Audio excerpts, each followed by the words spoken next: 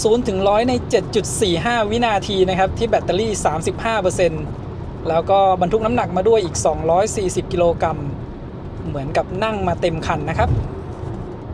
จะเห็นว่าแสงสว่างไฟหน้าของคันนี้ที่ให้มาเนี่ยอยู่ในระดับที่โอเคเลยนะครับทำให้เราเห็นทัศนวิสัยได้ไกลกำลังไฟขึ้นไปสูงสุดที่ 142 กิโลวัตต์เลยนะครับ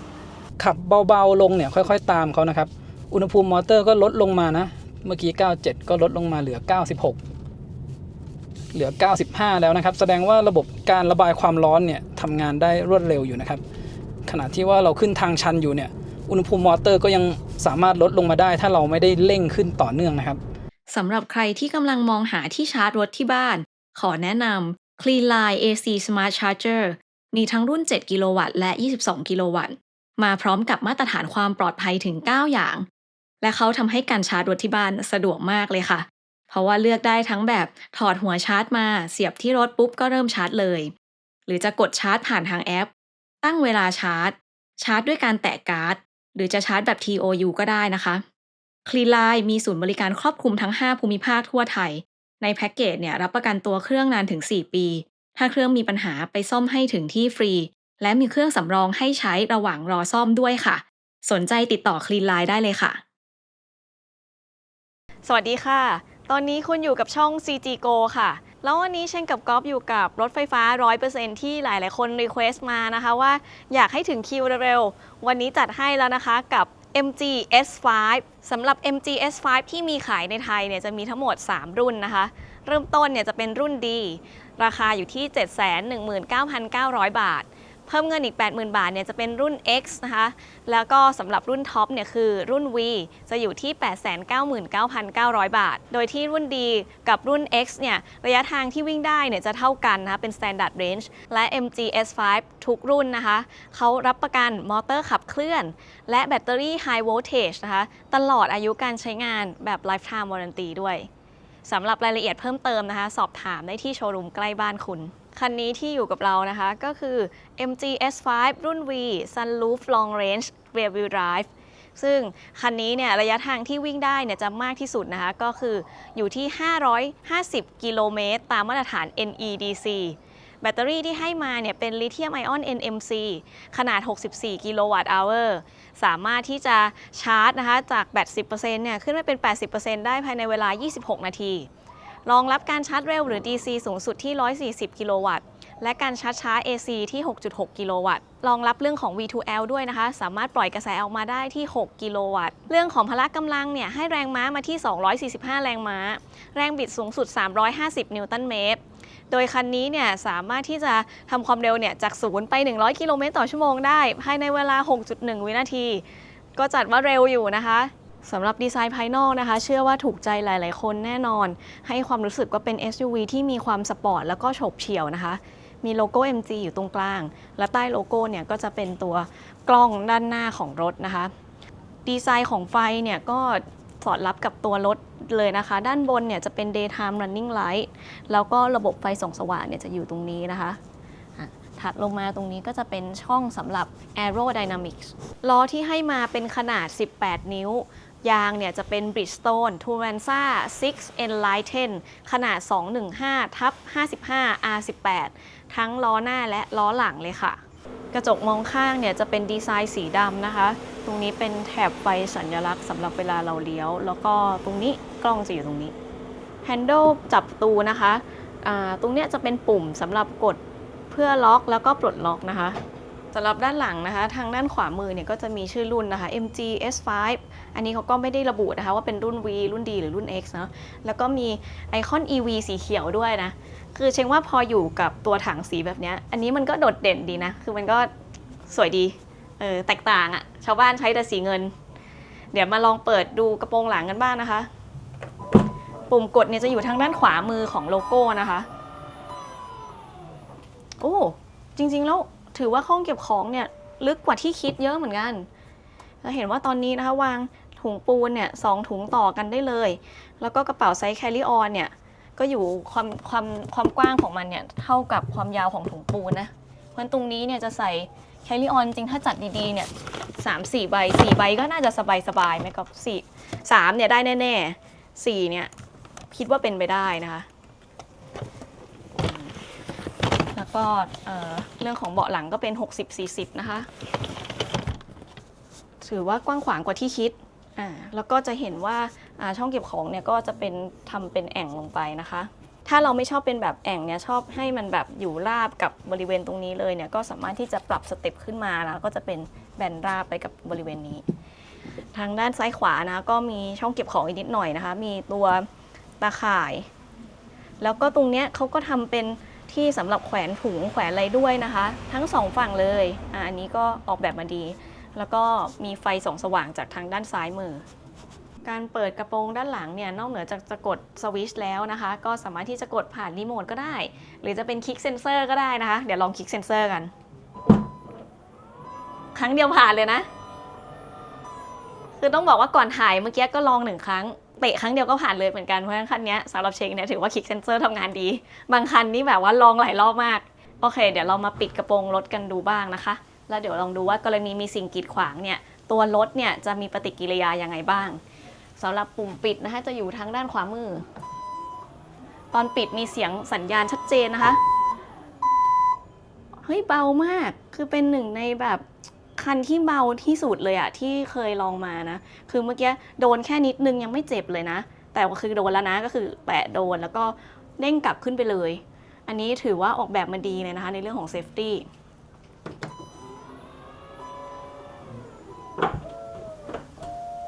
ก่อนออกเดินทางก็ชาร์จแบตเต็ม 100% เลยนะคะจะเห็นว่าคันนี้เนี่ยช่องชาร์จเนี่ยเขาจะอยู่ที่ด้านหลังทางซ้ายมือแล้วก็จะมีไฟสถานะบอกด้วยนะคะอย่างตอนนี้เราชาร์จเต็ม 100% ก็เลยจะเป็นแถบไฟสีเขียวทั้ง4ส่วนเลยนะคะ1ส่วนก็ represent 25% ของแบตเตอรี่ตอนนี้ก็ชาร์จด้วย Clean Line นะคะซึ่งตัวที่เราติดที่บ้านเนี่ยจะเป็นรุ่น7กิโลวัตต์รถรับได้ที่ 6.6 กิโลวัตต์นะคะก็เป็นรุ่นที่เหมาะกันเลยและคลิปนี้นะคะพาขับทางไกลกรุงเทพเชียงใหม่พาเทสขึ้นเขาด้วยนะคะและก๊อฟไม่ลืมที่จะบรรทุกถุงปูนมาด้วยนะถุงปูนเนี่ยหนัก20กิโลกรัมนะคะรอบนี้บรรทุกมา12ถุงนะคะ240กิโลกรัมก็คือทั้งน้ำหนัก200กิโลกรัมที่บรรทุกประจำนะคะแล้วก็แทนน้ำหนักเชงด้วยเพราะฉะนั้นเนี่ยเราก็จะจำลองสถานการณ์ว่าถ้าขับรถไปเนี่ยโดยที่บรรทุกเต็มคันนะคะมีสัมภาระด้วยเนี่ย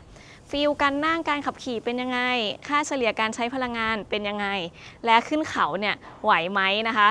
ขอบคุณทาง MG Thailand มากๆเลยค่ะที่ให้เรานำ MG S5 มารีวิวให้ได้ชมกันก่อนออกเดินทางนะคะส่งกำลังใจให้พวกเราด้วยการกดติดตามช่อง CG Go ในทุกช่องทางเลยนะคะกดไลค์คลิปนี้แชร์ให้เพื่อนได้นะคะและถ้าสนใจสนับสนุนพวกเราเนี่ยก็สามารถที่จะส่งสติกเกอร์และสมัครเป็น Membership ได้ค่ะชาร์จแบตเตอรี่เต็ม 100% ระยะทางบนหน้าจอขึ้น550กิโลเมตรนะครับซึ่งเราจะต้องกดปิดแอร์ด้วยระยะทางถึงจะขึ้นเป็น550กิโลเมตรแต่ถ้าเราเปิดแอร์ระยะทางจะขึ้นเป็น467กิโลเมตรนะครับอันนี้ก็ขึ้นอยู่กับโหมดการขับขี่ด้วยถ้าเปลี่ยนเป็นสปอร์ตระยะทางก็จะลดน้อยลงนะครับเดี๋ยวเชงมาลองนั่งเบาะหลังนะคะว่าเป็นยังไงบ้างช่วงนี้เนี่ยก๊อฟเขาพาขับอยู่ที่ถนนพระราม3นะคะซึ่งก็จะมีพวกฝาท่อถนนเป็นคลื่นรอยต่อของถนนรอยต่อสะพานนะก็คือมีทุกอย่างครบเลยนะคะว่านั่งคันนี้ด้านหลังเนี่ยช่วงล่างเป็นไงบ้างอย่างแรกเลยนะก็ตัว headrest นะคะหรือที่รองศีรษะเนี่ยสามารถที่จะปรับได้แบบอัตโนมือนะคะก็คือเป็นแบบแมนนวลแหละสามารถที่จะกดแล้วก็ปรับระดับความสูงต่ำได้ตามความเหมาะสมเลยนะคะแล้วก็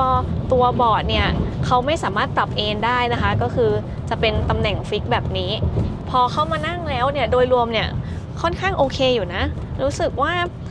บรรยากาศภายในมันมีความโปร่งโล่งดีเพราะว่าพอเป็นตัวหลังคาที่เป็น glass roof แบบนี้ด้วยเนี่ยมันก็จะมีแสงเข้ามานะแล้วก็พอเวลาเรานั่งเนี่ยเราก็รู้สึกว่าโปร่งโล่งนะคะสามารถมองวิวทั้งจากด้านบนด้านหน้าด้านข้างได้เลยที่วางแขนเนี่ยก็ทำความสูงมาค่อนข้างพอดีกับเชงนะคะ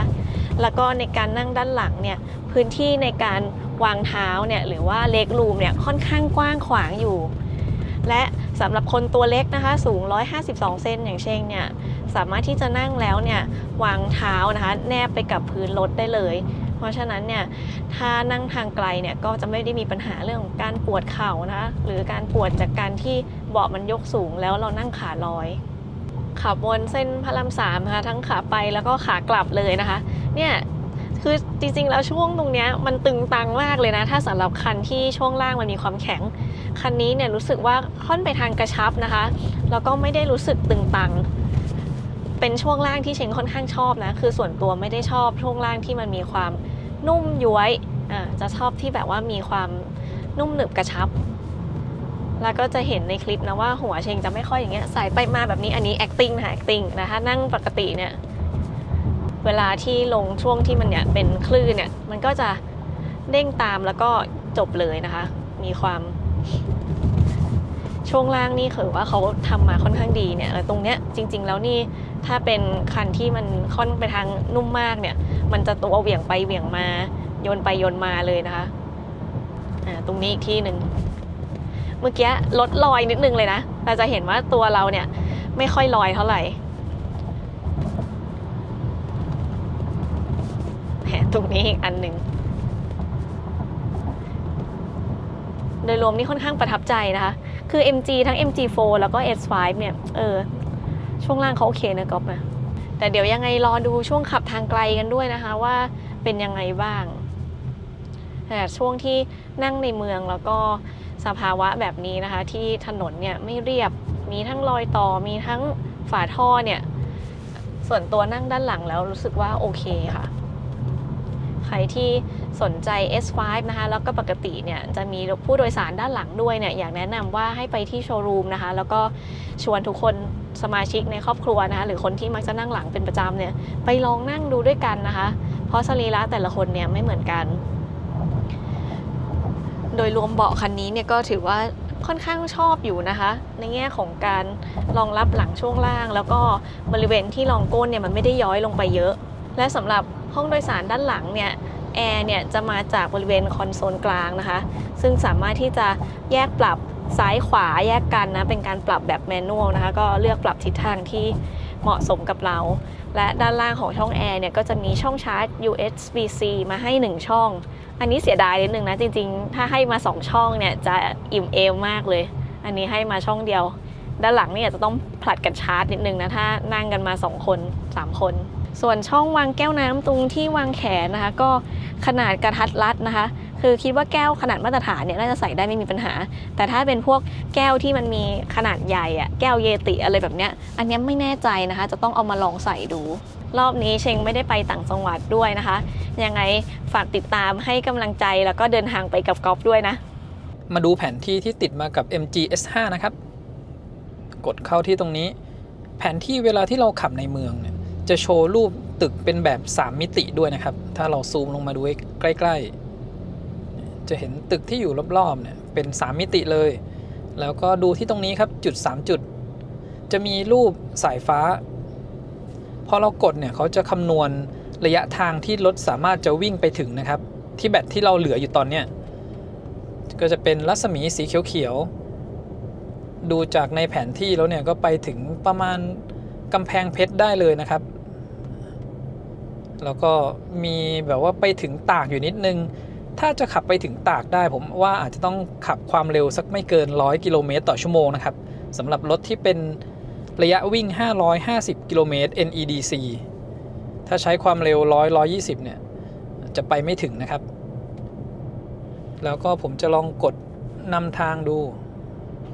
เอาจุดล่าสุดนะครับที่เชียงใหม่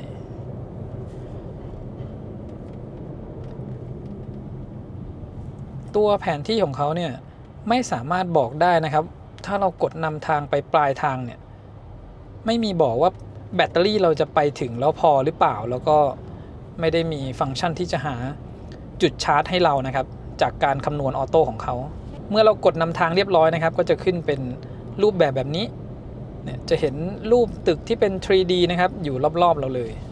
เทียบความเร็วบนหน้าจอกับ GPS นะครับที่ความเร็ว100กิโลเมตรต่อชั่วโมงบน GPS อยู่ประมาณ96กิโลเมตรต่อชั่วโมงและที่ GPS ของ Google Map ก็อยู่ที่96กิโลเมตรต่อชั่วโมงนะครับขับมาได้47กิโลเมตรแล้วนะครับตอนนี้แบตเตอรี่เราเหลือ 90% พอดีก็หารออกมาเป็นต่อ 1% เนี่ยวิ่งได้ประมาณ4กิโลเมตรกว่าๆนะครับ 4.5 ถึง 4.7 กิโลเมตร ความเร็วที่ใช้ก็จะอยู่ประมาณ 80-100 กิโลเมตรต่อชั่วโมงช่วงที่เราขับบนทางด่วนมานะครับแล้วก็ค่าเฉลี่ยการใช้พลังงานอยู่ที่ 14.1 กิโลวัตต์ชั่วโมงต่อ 100 กิโลเมตรที่ค่าเฉลี่ยเนี่ยก็จะขับได้ประมาณ 400-450 กิโลเมตรนะครับขับจนแบตหมดเกลี้ยงคำนวณเทียบกับความจุของแบตเตอรี่อยู่ที่ 64 กิโลวัตต์ชั่วโมงนะครับขับมาถึงถนนสายเอเชียแล้วนะครับระยะทาง 67 กิโลเมตรเดี๋ยวผมแวะเข้าปั๊มแล้วก็เข้าห้องน้ำให้เรียบร้อยก่อนนะครับค่อยขับทดสอบการใช้พลังงาน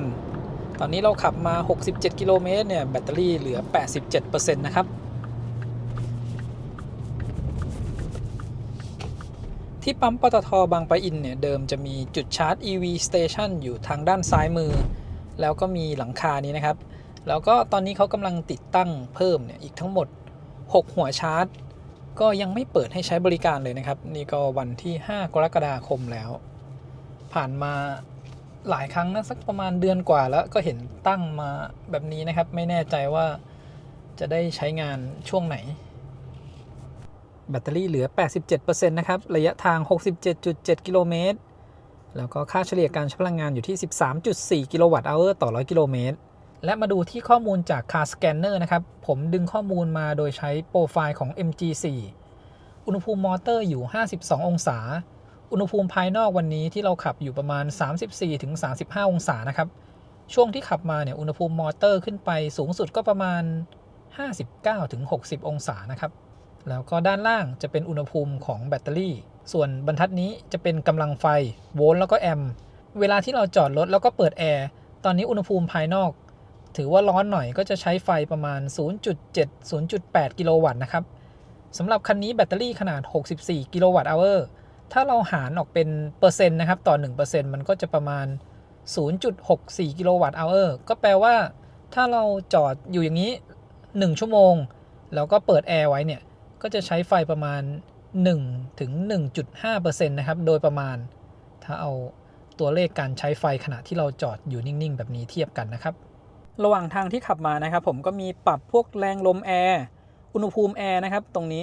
คันนี้เขามีพวกปุ่มต่างๆมาให้เราใช้งานนะครับแล้วก็ตัวไฟฉุกเฉินไม่ต้องมาอยู่ที่ตำแหน่งตรงนี้นะครับรถใหม่ๆหลายคันเอาไฟฉุกเฉินขึ้นมาไว้ตรงนี้เวลาเราจะกดเนี่ย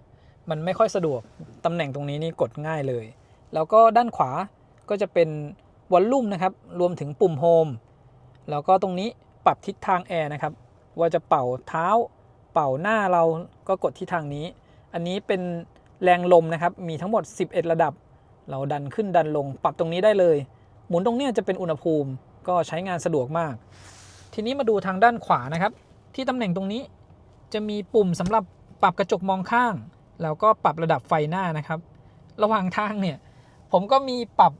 ตัวกระจกมองข้างนะมันถือว่าสะดวกมากเลยนะครับเป็นแบบดั้งเดิมที่เราคุ้นเคยกันนะครับปรับตรงนี้ขับไปก็เอามือมาหมุนแล้วก็คำกดปรับได้เลยไม่ต้องไปจิ้มเมนูบนหน้าจอรถแล้วก็ค่อยๆปรับนะครับตรงนี้ก็ถือว่าทำมาโอเคแล้วก็ในส่วนของหน้าจอด้านหน้าเนี่ยผมว่าแสงเขายังสู้แดดไม่ค่อยได้นะครับขนาดที่วันนี้ขับมาแดดไม่ค่อยแรงนะผมว่าบางทีมันก็มองไม่ค่อยชัดแล้วมันสะท้อนแสงด้วยนะครับผมเลือกที่หน้าจอกลางนะครับตรงนี้เป็นแบบกลางวันละแสงหน้าจอตรงนี้จะสว่างแล้วผมก็เอาความสว่างของคัสเตอร์ก็คือหน้าจอด้านหน้าคนขับขึ้นสูงสุดแล้วนะครับ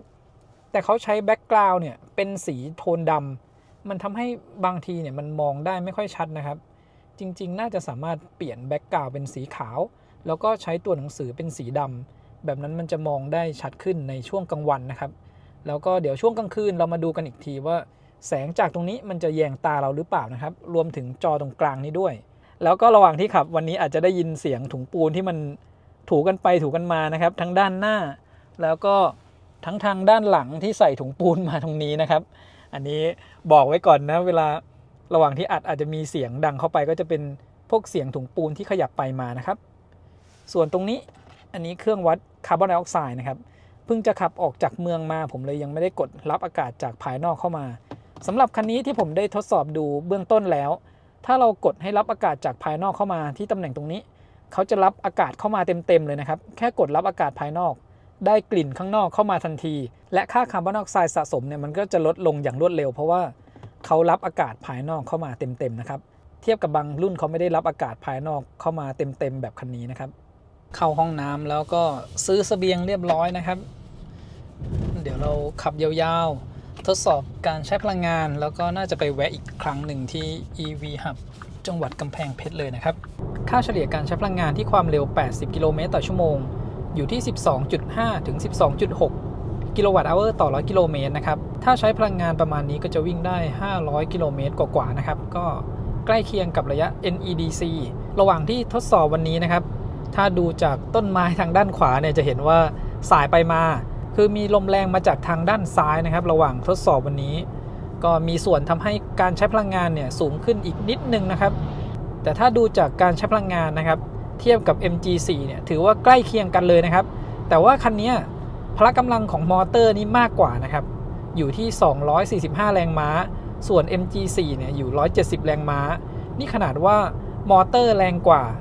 การใช้พลังงานเนี่ยทำได้ใกล้เคียงกันเลยนะครับถือว่า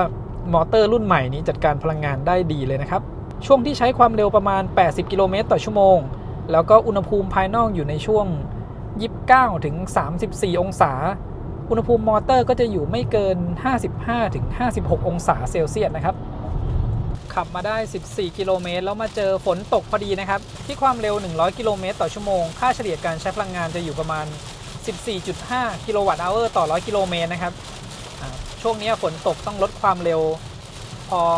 มอเตอร์รีเจนไฟกลับเนี่ยค่าเฉลี่ยการใช้พลังงานมันก็ลดลงมานะครับที่ความเร็ว100แล้วก็ค่าเฉลี่ยการใช้พลังงานที่ 14.5 กิโลวัตต์เอาร์ต่อ100กิโลเมตรเนี่ยเราจะวิ่งได้ระยะทางประมาณ400ถึง440กิโลเมตรนะครับ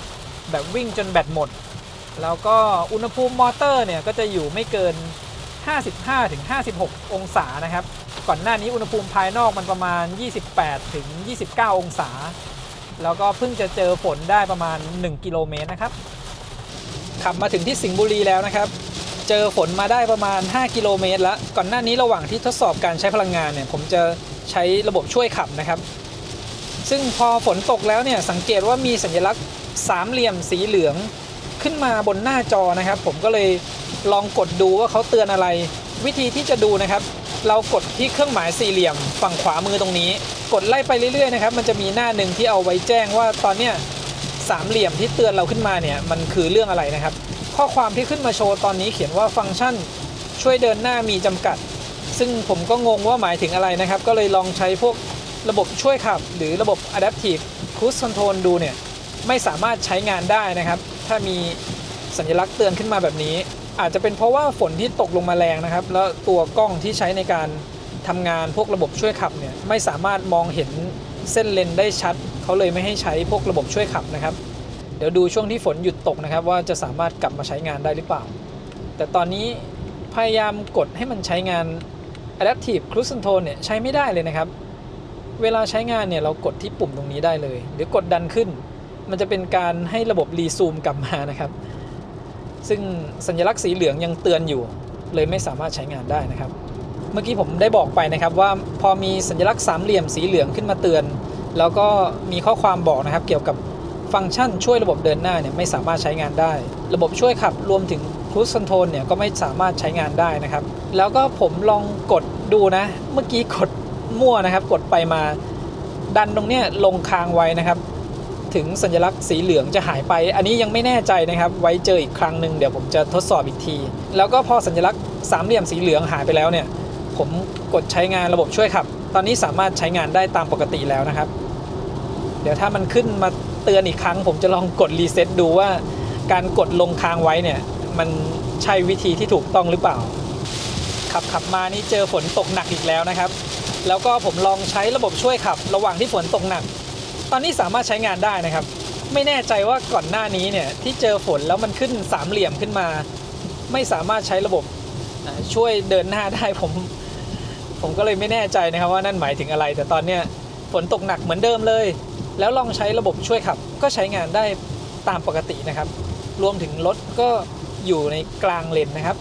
ขับที่ความเร็ว120กิโลเมตรต่อชั่วโมงมาเป็นระยะทาง5กิโลเมตรนะครับค่าเฉลี่ยการใช้พลังงานจะอยู่ประมาณ17กิโลวัตต์เอาร์ต่อ100กิโลเมตรนะครับถ้าเราขับที่ความเร็ว120กิโลเมตรต่อชั่วโมงแบบยาวๆเลยเนี่ยก็จะวิ่งได้ประมาณ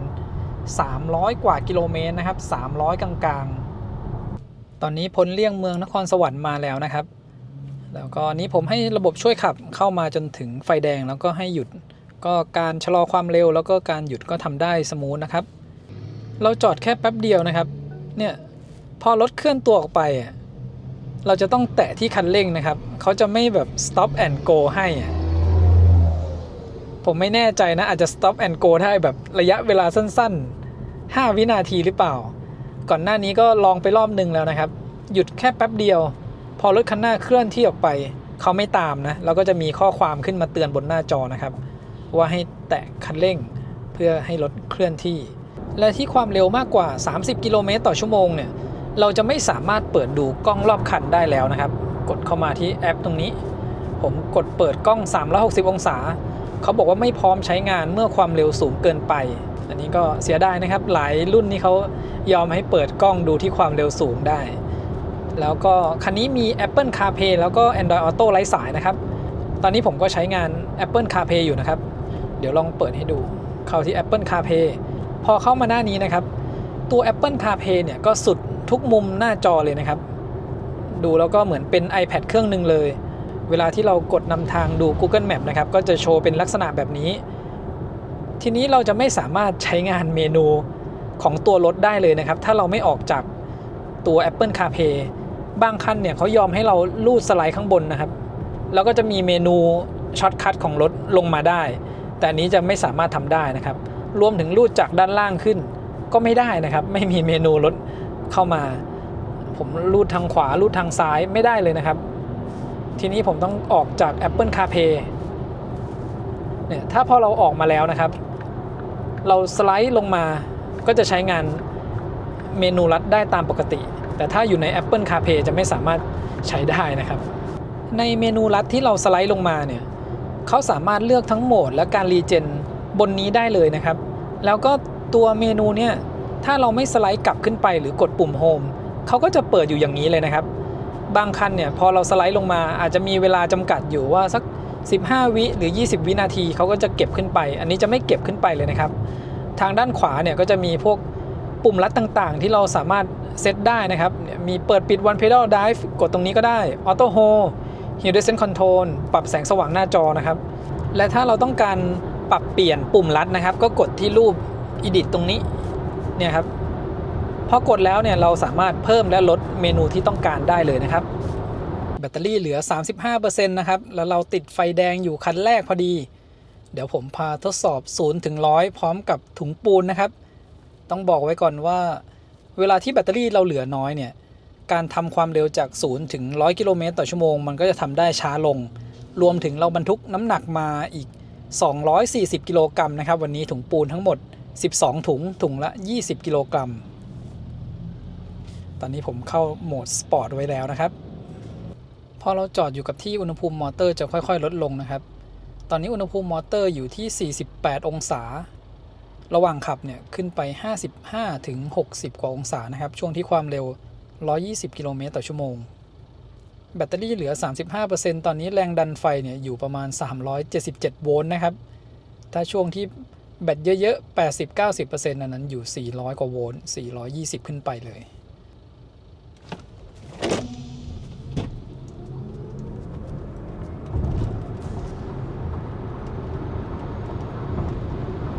0 ถึง 100 ใน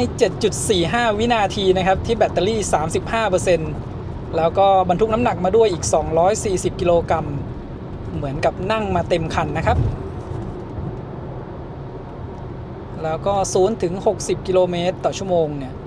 ภายใน 3.63 วินาทีตัวเครื่องเนี่ยผมก็ซื้อมาไว้นานแล้วนะครับจะเห็นว่าช่วงแรกที่ผมรีวิวเคยเอาเครื่องนี้มาใช้และช่วงหลังเนี่ยรีวิวกรุงเทพเชียงใหม่เป็นหลักพร้อมกับบรรทุกถุงปูนมานะครับก็เลยไม่ได้ทดสอบ0 ถึง 100ให้ดูละและที่สำคัญคือถ้าจะทดสอบเราต้องทดสอบช่วงแบตเยอะๆนะครับ 80-90% เพื่อที่จะได้ใกล้เคียงกับสเปคที่เขาเคลมถ้าเราทดสอบช่วงแบตน้อยนะครับอัตราเร่งเนี่ยมันจะไม่ใกล้เคียงถึง EV Hub จังหวัดกำแพงเพชรแล้วนะครับเป็นจุดเอาไว้เช็คพอยต์แล้วก็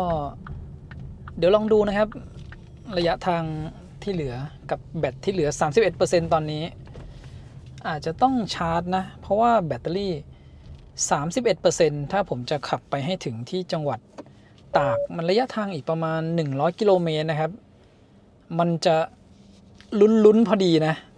ถ้าสมมุติว่าเราขับให้แบตเตอรี่ 1% เนี่ยวิ่งได้สัก4 กิโลเมตรก็ต้องใช้ความเร็วไม่สูงมากเราชาร์จไปก่อนดีกว่าแล้วก็เดี๋ยวเทียบกันกับ S05 ตัว EV ได้เลยนะครับ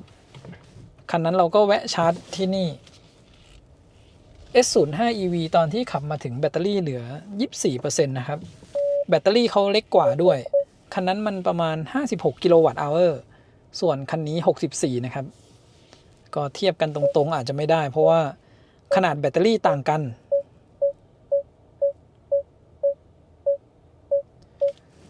ตัวกล้องนี่ชัดดีนะครับ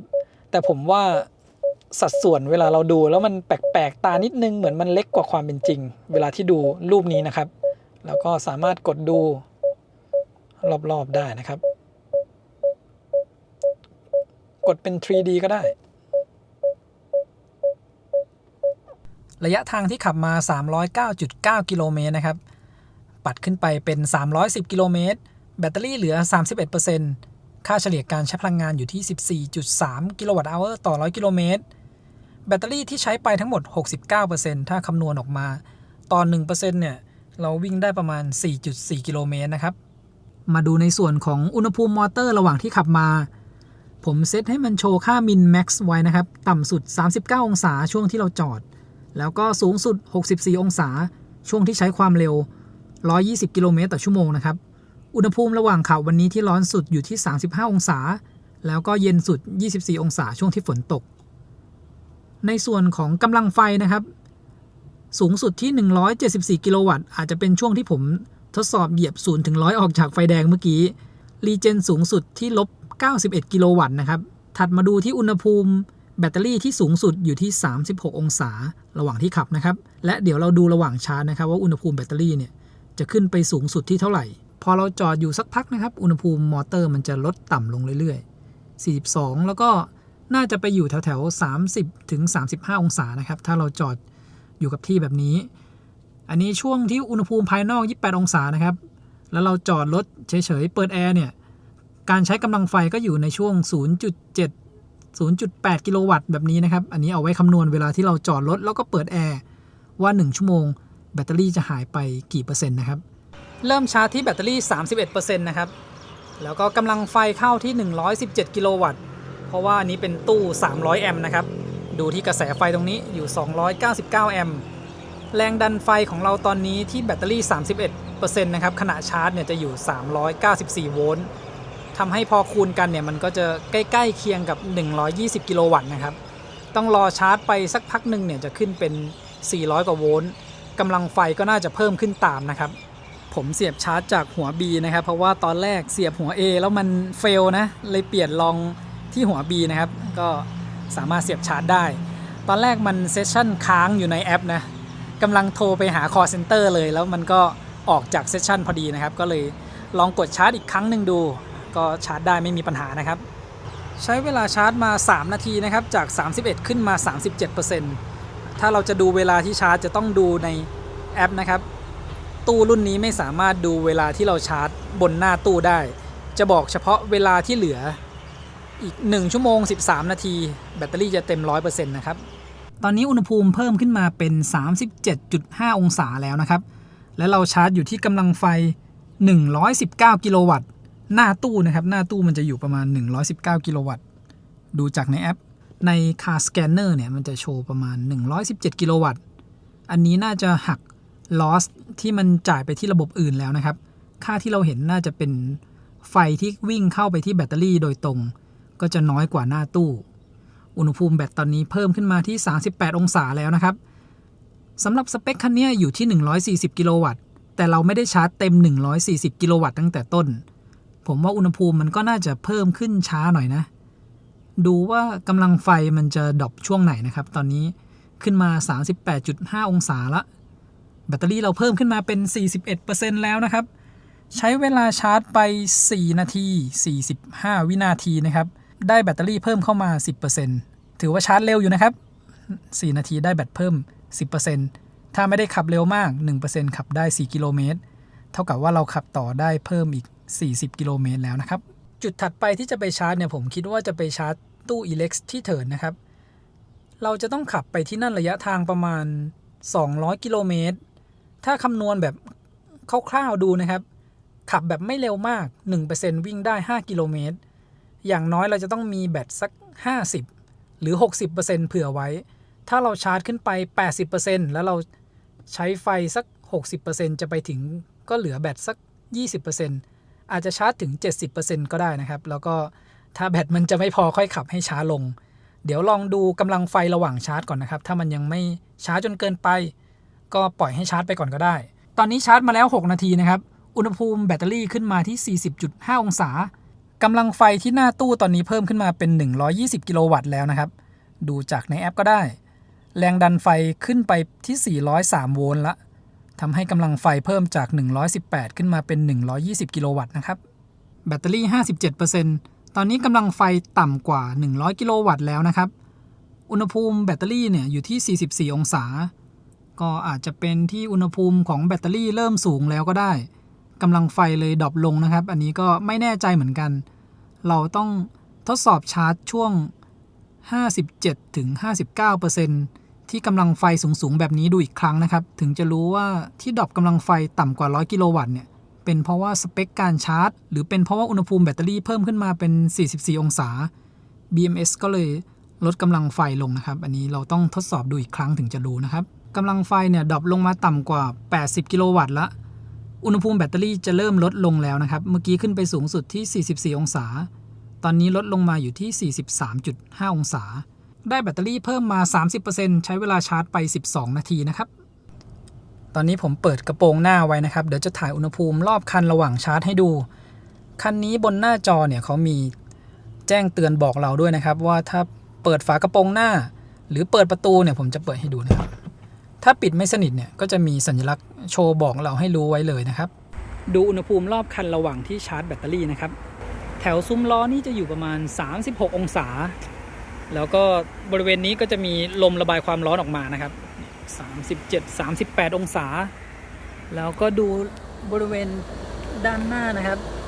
ที่ระบายความร้อน30-40องศาแล้วเขาก็จะเปิดตัวนี้เพื่อรับลมเข้าไปนะครับตอนนี้เสียงพัดลมก็ไม่ได้แรงมากแล้วก็ดูบริเวณด้านหน้านะครับอันนี้จะมีแผ่นพลาสติกปิดอยู่บริเวณนี้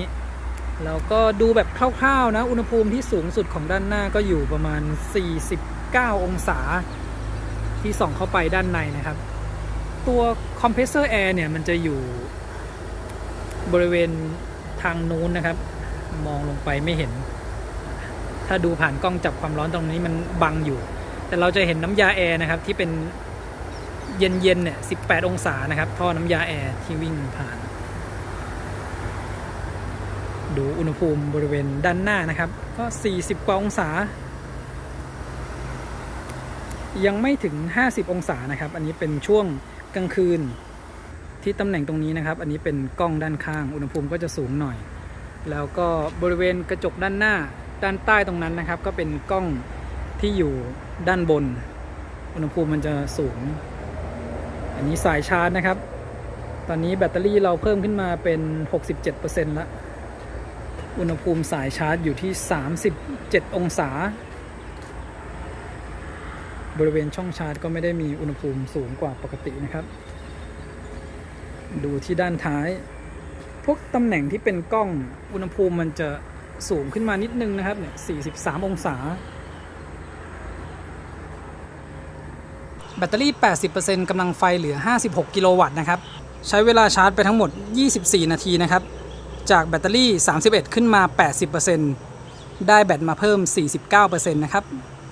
ชาร์จแบตแล้วก็แวะเข้าห้องน้ำซื้อขนมเรียบร้อยนะครับเมื่อกี้เราชาร์จใช้เวลาไปทั้งหมด24นาทีนะครับจากแบตเตอรี่31ขึ้นมาที่ 60% ก็ถือว่าใช้เวลาไม่นานเลยนะครับแบตเตอรี่ 80% เนี่ยผมว่าขับไปถึงที่เถินลำปางได้สบายๆเลยนะครับถ้าใช้ความเร็วอยู่ในช่วง100-120 กิโลเมตรต่อชั่วโมงแล้วก็ตอนนี้ หน้าจอสว่างมากเลยนะครับเดี๋ยวผมลองดูก่อนนะเขาจะมีโหมดกลางคืนให้ด้วยนะครับเดี๋ยวผมลองปรับเป็นโหมดกลางคืนดูสักหน่อย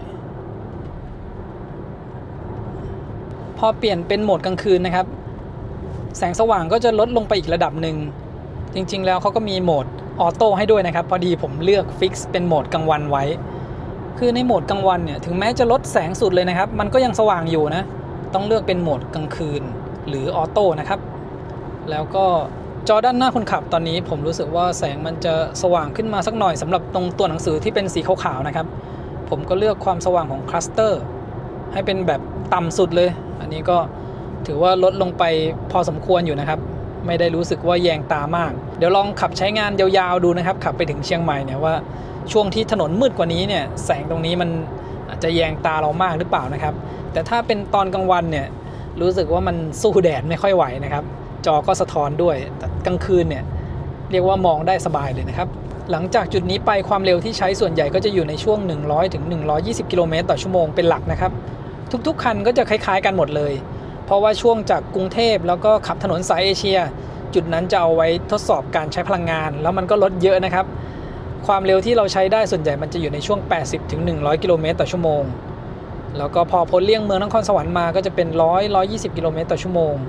พอออกจาก EV Hub เนี่ยส่วนใหญ่ผมก็จะใช้ความเร็วสูงขึ้นนะครับอยู่ในช่วง100ถึง120ถ้าเป็นช่วงที่รถโล่งๆเลยก็จะเป็น120กิโลเมตรต่อชั่วโมงเป็นหลักนะครับเทียบเวลาในการชาร์จนะครับ S05 เนี่ยใช้เวลาชาร์จ24ถึง 80% 19 นาที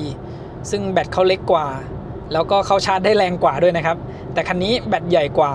แล้วก็การชาร์จเนี่ยช้ากว่า S05 เล็กน้อยแต่กำลังไฟดรอปต่ำกว่า100กิโลวัตต์ตั้งแต่ช่วง 56% นะครับส่วน S05 เนี่ย 80% ถึงจะดรอปต่ำกว่า100กิโลวัตต์อันนั้นของเขาเรียกว่าชาร์จได้แรงจริงแต่ระยะเวลาที่ใช้ในการแวะชาร์จนี้ถือว่าใกล้เคียงกันเลยนะครับถ้าจากที่คำนวณจริงๆผมชาร์จแค่ 70% ผมก็ขับไปถึงที่เถินได้เดี๋ยวดูอีกทีนะครับไปถึงที่เถินแบตเตอรี่จะเหลือกี่เปอร์เซ็นต์แล้วค่อยคำนวณว่าเราจะชาร์จกี่นาทีเพื่อขับไปถึงที่เชียงใหม่อีกครั้งนะครับแบตเตอรี่เหลือ 71% แรงดันไฟอยู่407โวลต์นะครับตอนที่แบตเตอรี่เหลือ 35% แล้วผมพาทดสอบ0ถึง100ออกจากไฟแดงช่วงนั้นแรงดันแบตเตอรี่อยู่ประมาณ380โวลต์อันนี้ก็เป็นเหตุผลที่ว่าเวลาที่เราทดสอบ0ถึง100เนี่ยจะต้องทดสอบช่วงแบตเตอรี่เปอร์เซ็นต์เยอะๆนะครับแรงดันยังสูงอยู่กำลังไฟจากแบตที่จ่ายออกมาให้มอเตอร์เนี่ยก็ยังเต็มกำลังนะครับถ้าเราไปทดสอบช่วงที่แบตเตอรี่เหลือน้อยๆเนี่ยแรงดันไฟและกำลังไฟที่จ่ายออกมาจากแบตเตอรี่มันลดน้อยลงนะครับการทดสอบเนี่ยมันก็จะคลาดเคลื่อนไปเยอะถ้าจะให้ได้ผลที่ใกล้เคียงเนี่ยเราจำเป็นจะต้องทดสอบช่วงแบตเตอรี่สัก 80-90% ขึ้นไปเลยนะครับโหมดการขับขี่ให้มาทั้งหมด5โหมดนะครับมีโหมดนุ่มนวลปกติสปอร์ตหิมะแล้วก็ตั้งค่าเองเดี๋ยวผมจะพาลองในโหมดนุ่มนวลดูก่อนนะครับผมทดสอบสักความเร็ว80กิโลเมตรต่อชั่วโมงแล้วลองเร่งความเร็วดูนะครับวิธีการเปลี่ยนโหมดการขับขี่นอกจากเรากดเมนูบนหน้าจอเนี่ยเราสามารถเซตรูปดาวบนพวงมาลัยได้นะครับตอนนี้ผมเซตให้ดาวฝั่งซ้ายเป็นการเปลี่ยนโหมดการขับขี่ดาวฝั่งขวาเป็นการเปลี่ยนการรีเจนนะครับเดี๋ยวผมจะลองกดเปลี่ยนโหมดดูเนี่ยพอผมกดดาวนะครับโหมดการขับขี่ก็จะไปทางขวาเรื่อยๆมาถึงตั้งค่าเองแล้วก็กลับมาที่นุ่มนวลที่ความเร็ว70นะครับลองที่70แล้วผมเร่งความเร็วโอ้โหแม้จะอยู่ในโหมดนุ่มนวลนะครับกดลงไปมันก็ถือว่าพุ่งแล้วนะนี่รถ245แรงม้ามันก็เลยอัตราเร่งมาเต็มนะครับลองในโหมดปกติแล้วก็เร่งความเร็วผมว่ามันก็ใกล้เคียงกันนะครับถ้าเป็นโหมดสปอร์ตลองที่ความเร็ว70นะครับข้างหน้ารถขับช้าอยู่พอดีโอเคในโหมดสปอร์ตเนี่ยดึงมากสุดนะครับแล้วก็หิมะอันเนี้ยมันจะไม่ได้ผมจะบอกว่ามันไม่ได้แรงมันก็แรงอยู่นะครับเขาเอาไว้เวลาที่เราวิ่งบนหิมะแล้วมันลื่นตัวระบบต่างๆน่าจะช่วยไม่ให้มันเกิดอาการลื่นถลายนะครับแล้วก็ในโหมดตั้งค่าเองในโหมดตั้งค่าเองพอเราเลือกนะครับเลื่อนลงมาด้านล่างเราจะเลือกกำลังของเครื่องยนต์ได้นะครับประหยัดปกติสปอร์ตผมลองแบบประหยัดดูนะครับอันนี้ลงเนินนิดนึง ลองอีกทีหนึ่งนะครับช่วงที่เราเหยียบจมลงไปตอนแรกมันเหมือนมีดีเลย์อยู่นิดนึงแล้วมันก็จะดึงออกไปนะครับถึงแม้จะเป็นโหมดประหยัดนะมันก็ไม่ได้รู้สึกว่ารถเนี่ยช้าลงมากนะคันนี้นี่เรียกว่าแรงดีจริงนะครับถ้าเทียบกับแรงม้าของเขาที่ให้มา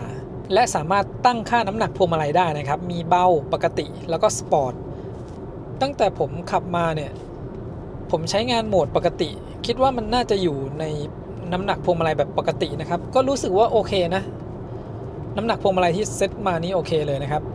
แล้วก็ถัดมาด้านข้างโหมดการขับขี่เนี่ยจะมีหัวข้อการชาร์จกลับนะครับตัวนี้จะเป็นการตั้งค่าการรีเจนจะมีต่ำปานกลางสูงแล้วก็ปรับอัตโนมัติผมเซตดาวด้านขวานะครับเมื่อกี้ที่บอกไปว่าเอาไว้เป็นการเปลี่ยนการรีเจนถ้าผมกดดาว1ครั้งก็จะไล่ไปทางขวาเหมือนกันกับเวลาที่เราเปลี่ยนโหมดการขับขี่เลยนะครับเดี๋ยวผมทดสอบการรีเจนแบบต่ำนะครับตอนนี้ผมต่อขาสแกนเนอร์ไว้พอดีเราจะดูค่าการรีเจนว่ามันจะอยู่ประมาณเท่าไหร่นะครับอันนี้เป็นขึ้นเนินอยู่นิดนึงเดี๋ยวรอช่วงประมาณนี้ที่ความเร็ว90นะครับรีเจนต่ำยกเท้าออกจากคันเร่งรีเจนประมาณ-10 กิโลวัตต์นะครับแล้วก็เราเพิ่มเป็นรีเจนแบบปานกลางเริ่มที่ความเร็วเท่าเดิมนะครับ90 กิโลเมตรต่อชั่วโมงยกเท้าออกจากคันเร่งรีเจน-30 กิโลวัตต์นะครับเพิ่มขึ้นจาก-10เป็น-30ก็ต่างกันอยู่พอสมควรทีนี้ดูที่รีเจนแบบสูงเลยนะครับตรงนี้นะครับที่ความเร็ว90ยกเท้าออกจากคันเร่งรีเจน-50 กิโลวัตต์นะครับแบบว่า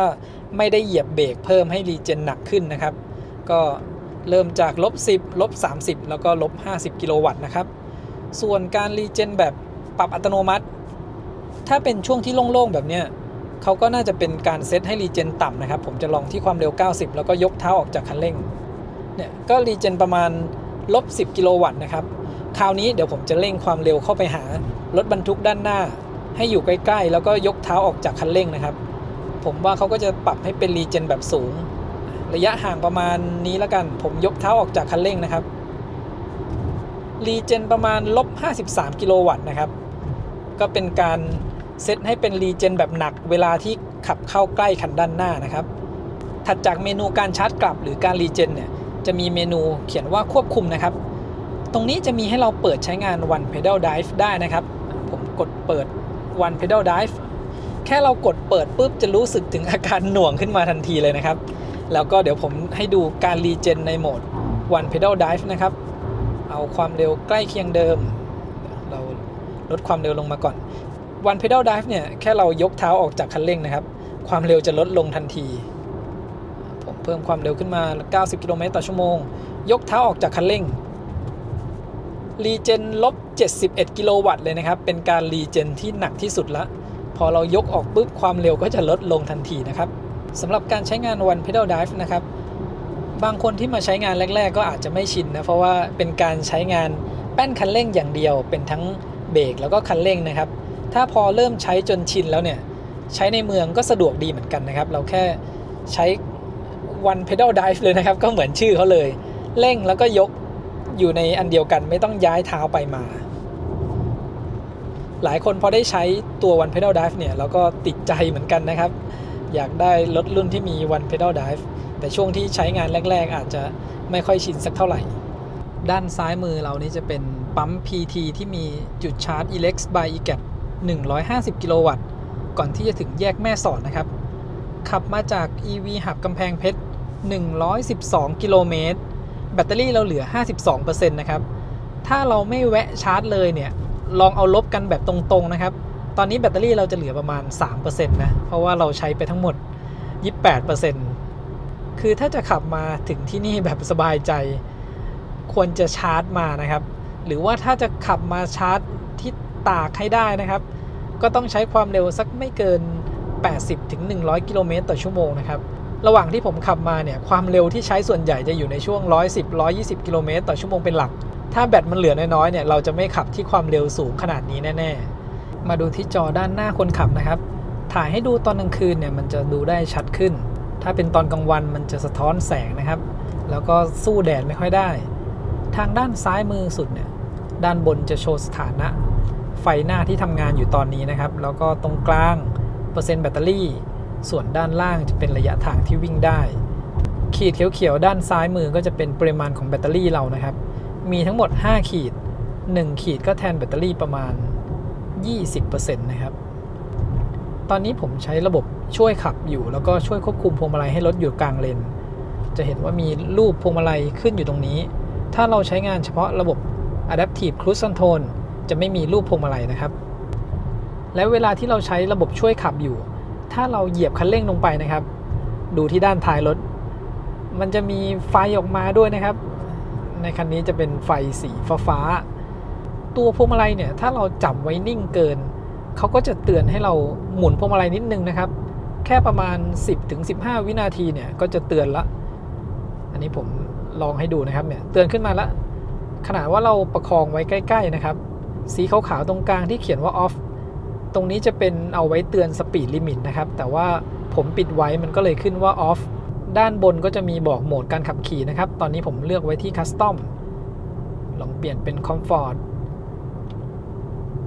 normal ด้านขวาที่แสดงระยะทางตรงนี้เราสามารถเปลี่ยนได้นะครับ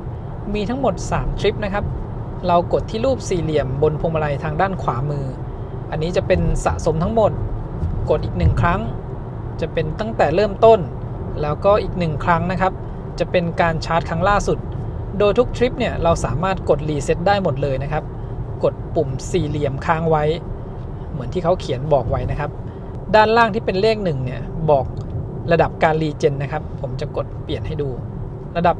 2ระดับ3แล้วก็ออโต้นะครับตัว A และด้านขวามือสุดจะเป็นเปอร์เซ็นต์ power นะครับเวลาที่เราเหยียบคันเร่งก็จะเป็นค่าบวก 18% power จะเป็นขีดการใช้พลังงานสีฟ้าถ้ายกเท้าออกจากคันเร่ง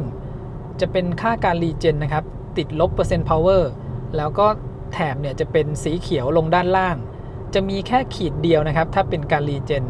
ส่วนถ้าเป็นการใช้พลังงานเนี่ยจะมี4ขีดด้านบนเป็นสีฟ้านะครับแวะเช็ดกระจกนะครับก่อนที่จะถ่ายให้ดูไฟหน้าตรงจุดนี้จะเป็นถนนที่อยู่ในปั๊มแล้วก็มืดๆนะครับถ่ายให้ดูแสงสว่างไฟหน้าตอนที่จอดนี้ก่อนนะครับแล้วเดี๋ยวระหว่างที่ขับหลังจากนี้ไปจะถ่ายให้ดูแสงสว่างของไฟหน้านะครับคันนี้จะไม่มี cornering light นะครับเวลาที่เราหักพวงมาลัยเลี้ยวซ้ายเลี้ยวขวาที่ความเร็วต่ำก็จะไม่มีไฟส่องออกไปด้านข้างและเดี๋ยวผมจะเปิดไฟสูงให้ดูนะครับไฟสูงก็ส่องสว่างดีนะครับระหว่างที่ขับมาเนี่ยไฟหน้าผมว่าก็ดูโอเคนะครับแสงที่ส่องออกไปทั้งด้านข้างแล้วก็ด้านหน้ารถที่นำมารีวิวเนี่ยจะยังไม่ได้ติดฟิล์มนะครับอันนี้ถ่ายให้ดูด้านในแล้วก็ดูด้านนอกเทียบกันเลยนะครับถ้าขับทางไกลบ่อยๆเนี่ยก็ติดฟิล์มที่มันไม่ต้องเข้มมากนะครับขับกลางคืนเนี่ยจะได้มองเห็นทัศนวิสัยได้ไกลแล้วเดี๋ยวเราไปดูช่วงที่ขับกันครับมาดูแสงสว่างของไฟหน้าคันนี้กันนะครับจะเห็นว่าแสงสว่างไฟหน้าของคันนี้ที่ให้มาเนี่ยอยู่ในระดับที่โอเคเลยนะครับส่องออกไปทั้งด้านข้างแล้วก็ด้านหน้าทำให้เราเห็นทัศนวิสัยได้ไกลระยะก้มเงยของไฟที่เซตมาจากโรงงานก็อยู่ในระดับที่มาตรฐานนะครับไม่ได้รู้สึกว่ามันก้มต่ำเกินไปการปรับก้มเงยของคันนี้ก็เป็นการปรับแบบแมนนวลนะครับอยู่ทางด้านขวามือของพวงมาลัยที่ผมได้ถ่ายให้ดูไปช่วงที่ขับออกมาจากกรุงเทพนะครับเดี๋ยวจะลองปรับให้ก้มต่ำดูนะครับอันนี้เขาก็จะเข้ามาใกล้ตัวรถขึ้นแล้วก็ปรับเงยสุดเป็นระยะมาตรฐานที่เซตมานะครับเนี่ยระยะไฟที่ส่องออกไปก็อยู่ในระดับที่กำลังดีเลยนะครับขับที่ความเร็ว110-120เนี่ยก็ไม่ได้เป็นกังวลว่าเราจะมองไม่เห็นทัศนวิสัยไกลๆด้านหน้าในส่วนของไฟสูงอัตโนมัตินะครับการทำงานเนี่ยยังทำได้ไม่ค่อยแม่นยำมีรถสวนมาเขาก็เปิดไฟสูงแล้วก็บางครั้งมีรถอยู่ด้านหน้าเขาก็เปิดไฟสูงขึ้นมานะครับตอนนี้ผมก็เลยปิดระบบไฟสูงอัตโนมัติไว้ถ้ามันเป็นช่วงที่มืดจริงๆค่อยเปิดไฟสูงเองนะครับการเปิดไฟสูงของคันนี้ก็คือดึงก้านไฟด้านซ้ายเนี่ยเข้าหาตัวเป็นการเปิดแบบชั่วคราวนะครับแต่ถ้าต้องการเปิดค้างไว้ก็ดันออกไปให้ห่างจากตัวนะครับเดี๋ยวช่วงที่เป็นถนนที่มืดๆหน่อยเดี๋ยวผมจะลองเปิดไฟสูงให้ดูด้านหน้าฝั่งเลนเราไม่มีรถมานะครับ เดี๋ยวจะลองกดไฟสูงให้ดูนะครับไฟสูงก็สว่างดีเลยนะครับเห็นทางด้านซ้ายแล้วก็ส่องขึ้นไปสูงเลย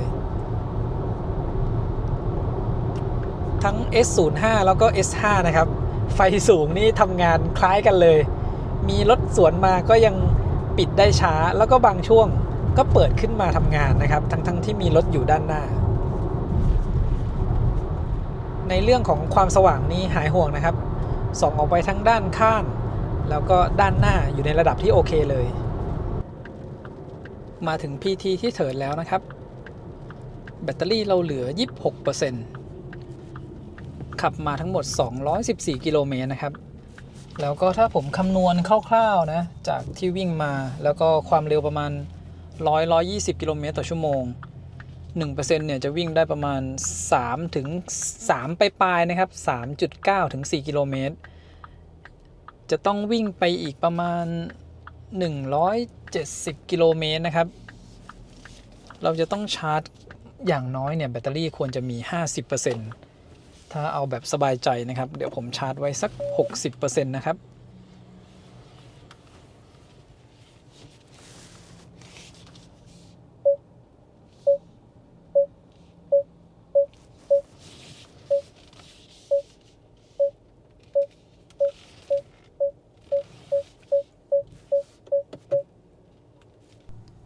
แบตจาก80เหลือ 26% นะครับระยะที่วิ่งมาจาก EV Hub กำแพงเพชร214กิโลเมตรค่าเฉลี่ยการใช้พลังงานอยู่ที่ 16.6 กิโลวัตต์อเวอร์ต่อ100กิโลเมตรคราวนี้ดูระยะทางรวมนะครับระยะทางที่วิ่งมาทั้งหมดวันนี้524กิโลเมตรค่าเฉลี่ยการใช้พลังงานอยู่ที่ 15.2 กิโลวัตต์อเวอร์ต่อ100กิโลเมตรนะครับแรงดันลมยางเนี่ยล้อคู่หน้าจะอยู่ประมาณ39ส่วนล้อคู่หลังอยู่ประมาณ41 psi นะครับอุณหภูมิแบตเตอรี่ก่อนชาร์จอยู่ที่ 33.5 องศาเซลเซียสเริ่มชาร์จที่แบตเตอรี่ 26% นะครับชาร์จมา1นาทีแบตเพิ่มขึ้นมาเป็น 29% กำลังไฟอยู่ที่136กิโลวัตต์ก็ใกล้เคียงกับสเปค140กิโลวัตต์เลยนะครับตอนนี้กำลังไฟเพิ่มขึ้นมาเป็น138กิโลวัตต์ที่แบตเตอรี่ 30% นะครับแล้วก็กระแสไฟอยู่ที่250แอมป์เราน่าจะใช้เวลาชาร์จไม่นานนะครับแต่เดี๋ยวเราไปดูอุณหภูมิของแบตเตอรี่กันต่อเพราะว่าช่วงที่ชาร์จขึ้นไปสักประมาณ 56% เนี่ยมันจะดรอปลงเหลือเท่าไหร่นะครับช่วงก่อนที่เราไปชาร์จ120กิโลวัตต์อันนั้นอุณหภูมิแบตเตอรี่มันก็ขึ้นไป44องศาแล้วก็กำลังไฟก็มีการดรอปลงพอดีช่วงนั้นแต่เนี่ยเราชาร์จแรงกว่าเดิมนะครับอุณหภูมิแบตเตอรี่น่าจะเพิ่มเร็วขึ้นชาร์จมา4นาทีนะครับแบตเตอรี่เพิ่มจาก26ขึ้นมาเป็น 39% นี่เราได้เพิ่มมาแล้ว 13% นะครับในเวลาแค่4นาทีแล้วก็กำลังไฟอยู่ที่140กิโลวัตต์แรงดันอยู่ที่399โวลต์กระแสไฟอยู่ที่353แอมป์นะครับแบตเตอรี่ที่อยู่ใน MG S5 รุ่น V เนี่ยเป็นรุ่นเดียวกันกับที่อยู่ใน MG4 Long Range นะครับผมว่าตู้เขามีการแก้ไขแล้วนะครับกำลังไฟเพิ่มขึ้นไปที่141กิโลวัตต์กระแสไฟเนี่ยก่อนหน้านี้ที่เอา MG4 มาชาร์จเนี่ยมันจะไม่เกินประมาณ330แอมป์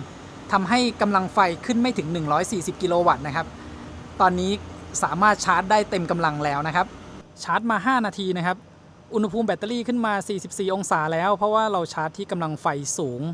สุดของสเปคเลยนะครับตอนนี้แบตเตอรี่ 44% ดูว่ากำลังไฟจะดรอปหรือเปล่านะครับกำลังไฟขึ้นไปสูงสุดที่142กิโลวัตต์เลยนะครับตัวเลขมันจะขึ้นลงระหว่าง141กับ142กิโลวัตต์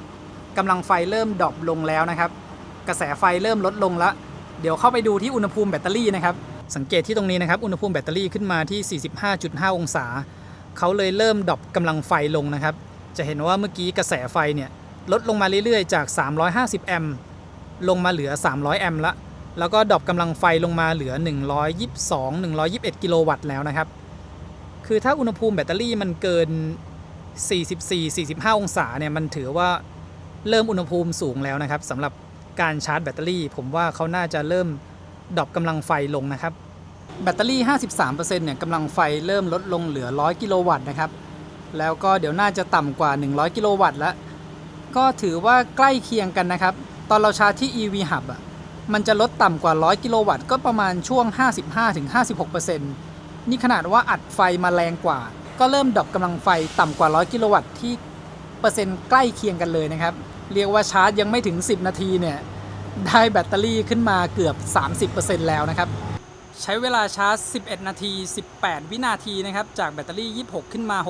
60% เดี๋ยวผมพอแค่ 60% นี้นะครับคิดว่าแบตเตอรี่ที่มีอยู่เนี่ยน่าจะวิ่งไปถึงที่เชียงใหม่ได้แล้วนะครับใช้เวลาชาร์จไปแค่11นาทีกว่านะครับจากแบตเตอรี่26ขึ้นมา 60% แล้วก็ระยะทางที่เราจะต้องขับไปเนี่ยอีกประมาณ173กิโลเมตรกับแบตเตอรี่ 60% นี่ผมว่าสบายๆนะครับน่าจะไปถึงแล้วแบตเตอรี่เหลือสักประมาณ 10% นะครับหรือว่าถ้าขับเร็วกว่านี้ก็อาจจะต่ำกว่านั้นนิดหน่อยเดี๋ยวเราดูช่วงขึ้นแล้วก็ลงดอยขุนตาลก็พอจะรู้แล้วนะครับว่าไปถึงที่โรงแรมเนี่ยแบตเตอรี่จะเหลือกี่เปอร์เซ็นต์ลองใช้ระบบช่วยขับ MG Pilot นะครับเขาจะช่วยควบคุมพวงมาลัยให้รถอยู่กลางเลนแล้วก็ควบคุมความเร็วให้สัมพันธ์กับคันหน้าเราสามารถเลือกการใช้งานได้นะครับว่าต้องการจะใช้ระบบช่วยขับแบบแค่เป็น Adaptive Cruise Control หรือว่าเต็มระบบนะครับที่ช่วยควบคุมให้รถอยู่กลางเลนคันนี้ถ้าเราปล่อยพวงมาลัยสักแป๊บเดียวนะครับผมว่าไม่เกิน15วินาทีจะมีข้อความขึ้นมาเตือนนะครับด้านหน้านี้จะผ่านบริเวณจุดกลับรถนะครับตรงนี้ไม่มีปัญหานะแต่ว่าก่อนหน้านี้ที่ใช้งานมาเวลาเขาเจอจุดกลับรถเนี่ยจะมีอาการเอียงขวาตามลูกศรที่พื้นนิดนึงนะครับเดี๋ยวผมเพิ่มความเร็วขึ้นเป็น120กิโลเมตรต่อชั่วโมงนะครับเมื่อกี้เราใช้ความเร็วที่110เท่าที่ใช้งานมานะครับผมว่าระบบช่วยขับเนี่ยถือว่าทำงานได้โอเคอยู่นะครับเวลาที่เข้าโค้งการเข้าโค้งทำได้ดีนะครับสมูทแล้วก็ไม่ลดความเร็วด้วยนะยกเว้นว่าเจอรถอยู่ข้างหน้าในโค้งนะครับเขาจะลดความเร็วตรงนี้เข้าโค้งที่ความเร็ว120กิโลเมตรต่อชั่วโมงนะครับผมแค่ประคองพวงมาลัยไว้แต่ว่ารถเป็นคนเข้าโค้งให้นะครับเนี่ยสามารถเข้าโค้งได้เนียนๆเลยนะครับแล้วก็ไม่มีการลดความเร็วในโค้งแต่ถ้ามีรถบรรทุกขับอยู่เลนซ้ายด้านหน้าในโค้งเนี่ยเขาจะลดความเร็วลงนะครับการลดความเร็วก็กระทันหันเหมือนกันนะแต่ถ้าเข้าโค้งแบบนี้นะครับเนี่ยเข้าโค้งไปได้เนียนๆเลยนะครับผมแค่ประคองพวงมาลัยไว้มีหลุดนิดนึง ก่อนหน้านี้เนียนนะครับแต่มันเป็นโค้งที่ต่อเนื่องยาวๆเลยนะครับเดี๋ยวลองดูตรงนี้ใหม่เขาจะกลับมาทำงานหรือยังโอเคกลับมาแล้วนะครับแล้วก็มันมีฝนตกปล่อยๆอยู่ด้วยนะครับลองโค้งตรงนี้ผมเลยต้องประคองพวงมาลัยไว้ตลอดเวลานะครับสังเกตจากสัญลักษณ์สีฟ้าบนหน้าจอถ้าผมหักพวงมาลัยนิดนึงเนี่ยก็คือผมควบคุมเองแต่ถ้าเป็นสีฟ้าอยู่คือรถควบคุมนะครับตรงจุดกลับรถตรงนี้ก็ไม่เป็นไรนะแต่ใช้งานมาก่อนหน้านี้จะมีอาการขวาออกไปนิดหน่อย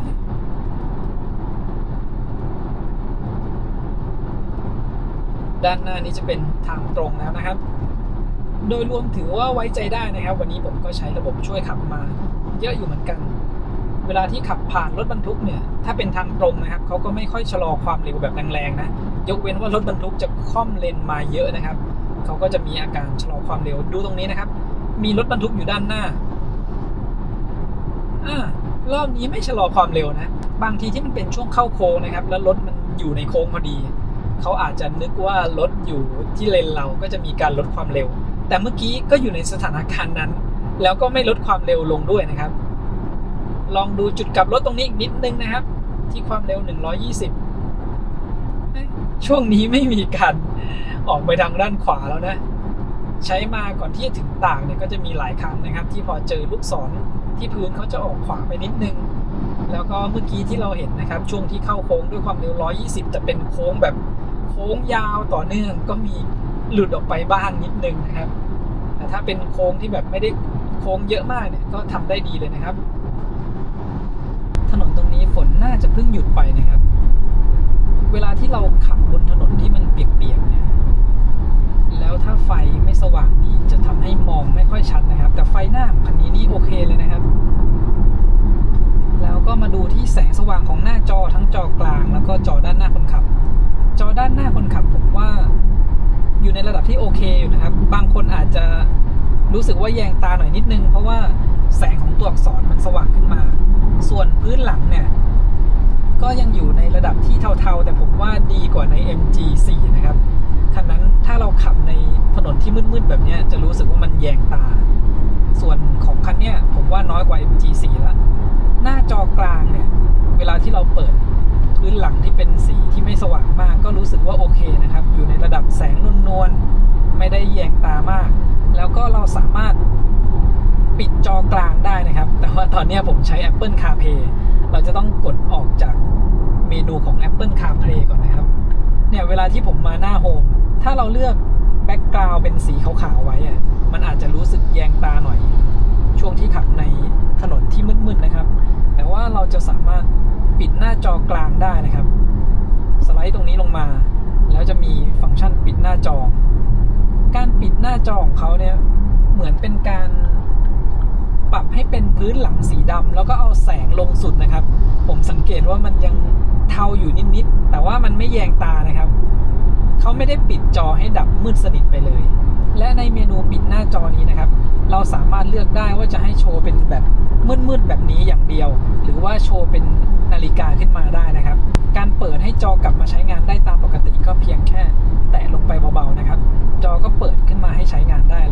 แล้วก็ผมกดมาที่ Apple CarPlay กดแป๊บเดียวนะครับเข้ามาที่หน้านี้แล้วก็นี่นะครับผมรีเซนเตอร์ตัวแผนที่ตอนนี้ขับมาถึงที่ลำพูนแล้วนะครับระยะทาง674กิโลเมตรแบตเตอรี่เหลืออยู่ 16% ช่วงก่อนหน้านี้ผมลองใช้ One Pedal Drive มานะครับแล้วก็พบว่าในบางโหมดการขับขี่เราจะไม่สามารถเปิดใช้งาน One Pedal Drive ได้นะครับคือผมขับอยู่แล้วลองเปลี่ยนโหมดไปมานะครับขับอยู่ก็แปลกใจว่าทำไม One Pedal Drive มันหายไปทีนี้ลองมาเปลี่ยนโหมดดูนะครับตอนนี้ผมใช้โหมด normal หรือโหมดปกติอยู่เราสามารถเปิดใช้งาน One Pedal Drive ได้นะครับทีนี้ผมจะลองกดรูปดาวเปลี่ยนไปที่โหมด Sport โหมด Sport ก็ยังสามารถใช้งาน One Pedal Drive ได้และถ้าเปลี่ยนไปอีกทีเป็นโหมด Snow นะครับโหมด Snow เนี่ยเขาจะไม่ให้ใช้งาน One Pedal Drive นะครับก็จะปิดไปแล้วก็พอเปลี่ยนไปโหมดกำหนดเองสามารถใช้งาน One Pedal Drive ได้แล้วก็เปลี่ยนไปอีกโหมดหนึ่งนะครับโหมดนุ่มนวลหรือโหมด Comfort จะไม่สามารถใช้งาน One Pedal Drive ได้นะครับเปิดใช้งานไม่ได้แล้วก็ระหว่างที่เราใช้งาน One Pedal Drive เนี่ยถ้าเป็นช่วงที่ลงเขาหรือว่าขับที่ความเร็ว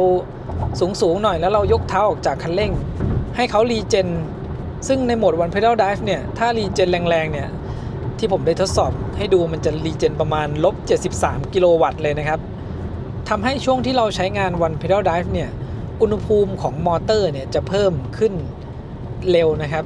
แต่ก็ไม่ได้เพิ่มขึ้นแบบก้าวกระโดดนะอย่างเช่นเวลาเราใช้งาน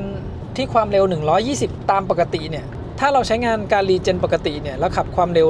120อุณหภูมิมอเตอร์ก็อาจจะขึ้นไปแถว60-61 องศานะครับแต่ถ้าเราใช้งาน One Pedal Drive แล้วขับความเร็ว120แล้วเรายกเท้าให้รีเจนมันจะรีเจนแรงประมาณสัก-70 ถึง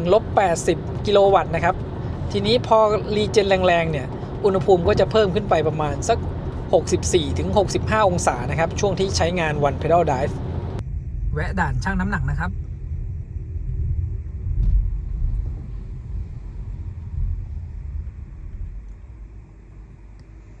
น้ำหนักรวมอยู่ที่ 2,080 กิโลกรัมเรารวมบรรทุกมา240 กิโลกรัมนะครับวันนี้มาถึงที่โรงแรมแล้วนะครับแบตเตอรี่เราเหลือ 9% ก็ใกล้เคียงกับที่คำนวณเลยนะครับว่ามาถึงแบตเตอรี่อาจจะเหลือต่ำกว่า 10% นะครับระยะทางที่ขับมาทั้งหมดวันนี้ 698.9 กิโลเมตรนะครับปัดขึ้นเป็น699 กิโลเมตรค่าเฉลี่ยการใช้พลังงานอยู่ที่16 กิโลวัตต์อเวอร์ต่อ 100 กิโลเมตรนะครับและแบตเตอรี่เราเหลือ 9%อันนี้ผมตั้งใจให้แบตเตอรี่เหลือน้อยๆด้วยนะครับเพราะว่าที่ชาร์จของโรงแรมเป็นแบบเหมาจ่าย350 บาทเสียบชาร์จได้ทั้งคืนถ้าเรามาถึงแล้วแบตเตอรี่เหลือน้อยๆเนี่ยเสียบชาร์จก็จะคุ้มมากเลยนะครับสำหรับระยะทางที่ขับมา699 กิโลเมตรใช้พลังงานไปทั้งหมด 111.84 กิโลวัตต์อเวอร์นะครับคำนวณเป็นค่าไฟผมคิดเทียบกับของ Elex by EGAT ที่ 7.5 บาทจะได้ค่าไฟรวมทั้งหมด838 บาทนะครับโดยประมาณถ้าคำนวณออกมาเป็นต่อกิโลเมตรเนี่ยก็จะอยู่ที่ 1.2 บาทต่อกิโลเมตรนะครับ มาดูที่ข้อมูลจากแอป Car Scanner นะครับที่เราขับมาวันนี้อุณหภูมิสูงสุดจะอยู่ประมาณ35องศาแล้วก็อุณหภูมิต่ำสุด22องศาอุณหภูมิมอเตอร์ขึ้นไปสูงสุดที่71องศาอันนี้ช่วงที่ผมขับขึ้นดอยขุนตาลนะครับแล้วก็ต่ำสุดอยู่ที่33องศาก็คือตอนนี้นี่เองที่เราจอดอยู่กับที่นะครับแล้วก็อุณหภูมิภายนอก24องศากำลังไฟนะครับที่สูงสุดวันนี้อยู่ที่188กิโลวัตต์ที่จ่ายไปให้มอเตอร์แล้วก็ต่ำสุดอันนี้มันเป็นช่วงที่เราชาร์จนะครับลบ140กิโลวัตต์และอุณหภูมิแบตเตอรี่ที่สูงที่สุดวันนี้อยู่ที่ 46.5 องศาตอนที่เราชาร์จขึ้นไปกำลังไฟ142กิโลวัตต์นะครับในห้องโดยสารของ MG S5 เนี่ยถ้าเป็นช่วงกลางคืนจะมีแสงแค่ช่วงบริเวณนี้นะครับหน้าจอแล้วก็ปุ่มต่างๆบนพวงมาลัยนะครับแล้วก็ด้านข้างประตูแต่ว่าไม่มีแอมเบียนไลท์แล้วก็ไม่มีไฟที่ส่องอยู่บริเวณเท้านะครับเดี๋ยวผมจะลองเปิดไฟแสงสว่างภายในห้องโดยสารนะครับพอเปิดขึ้นมาเนี่ยห้องโดยสารก็สว่างขึ้นมาเลยนะครับแต่ว่าจะไม่มีแอมเบียนไลท์แล้วก็ดูที่ตรงนี้นะครับที่ส่องกระจกตรงนี้เวลาเราเปิดปุ๊บก็จะมีไฟส่องมาจากด้านบนนะครับผมปิดไฟตรงนี้ก่อนเขาเอาไฟติดไว้ที่ตำแหน่งนี้นะครับไม่ได้อยู่ในตำแหน่งตรงนี้เสียบชาร์จ AC ไว้แล้วนะครับตอนนี้กำลังไฟเข้าอยู่ที่ 6.2 กิโลวัตต์สเปคของคันนี้อยู่ที่ 6.6 กิโลวัตต์นะครับพอกดปิดแอร์เนี่ยกำลังไฟจะขึ้นมาประมาณ 6.3 กิโลวัตต์นะครับ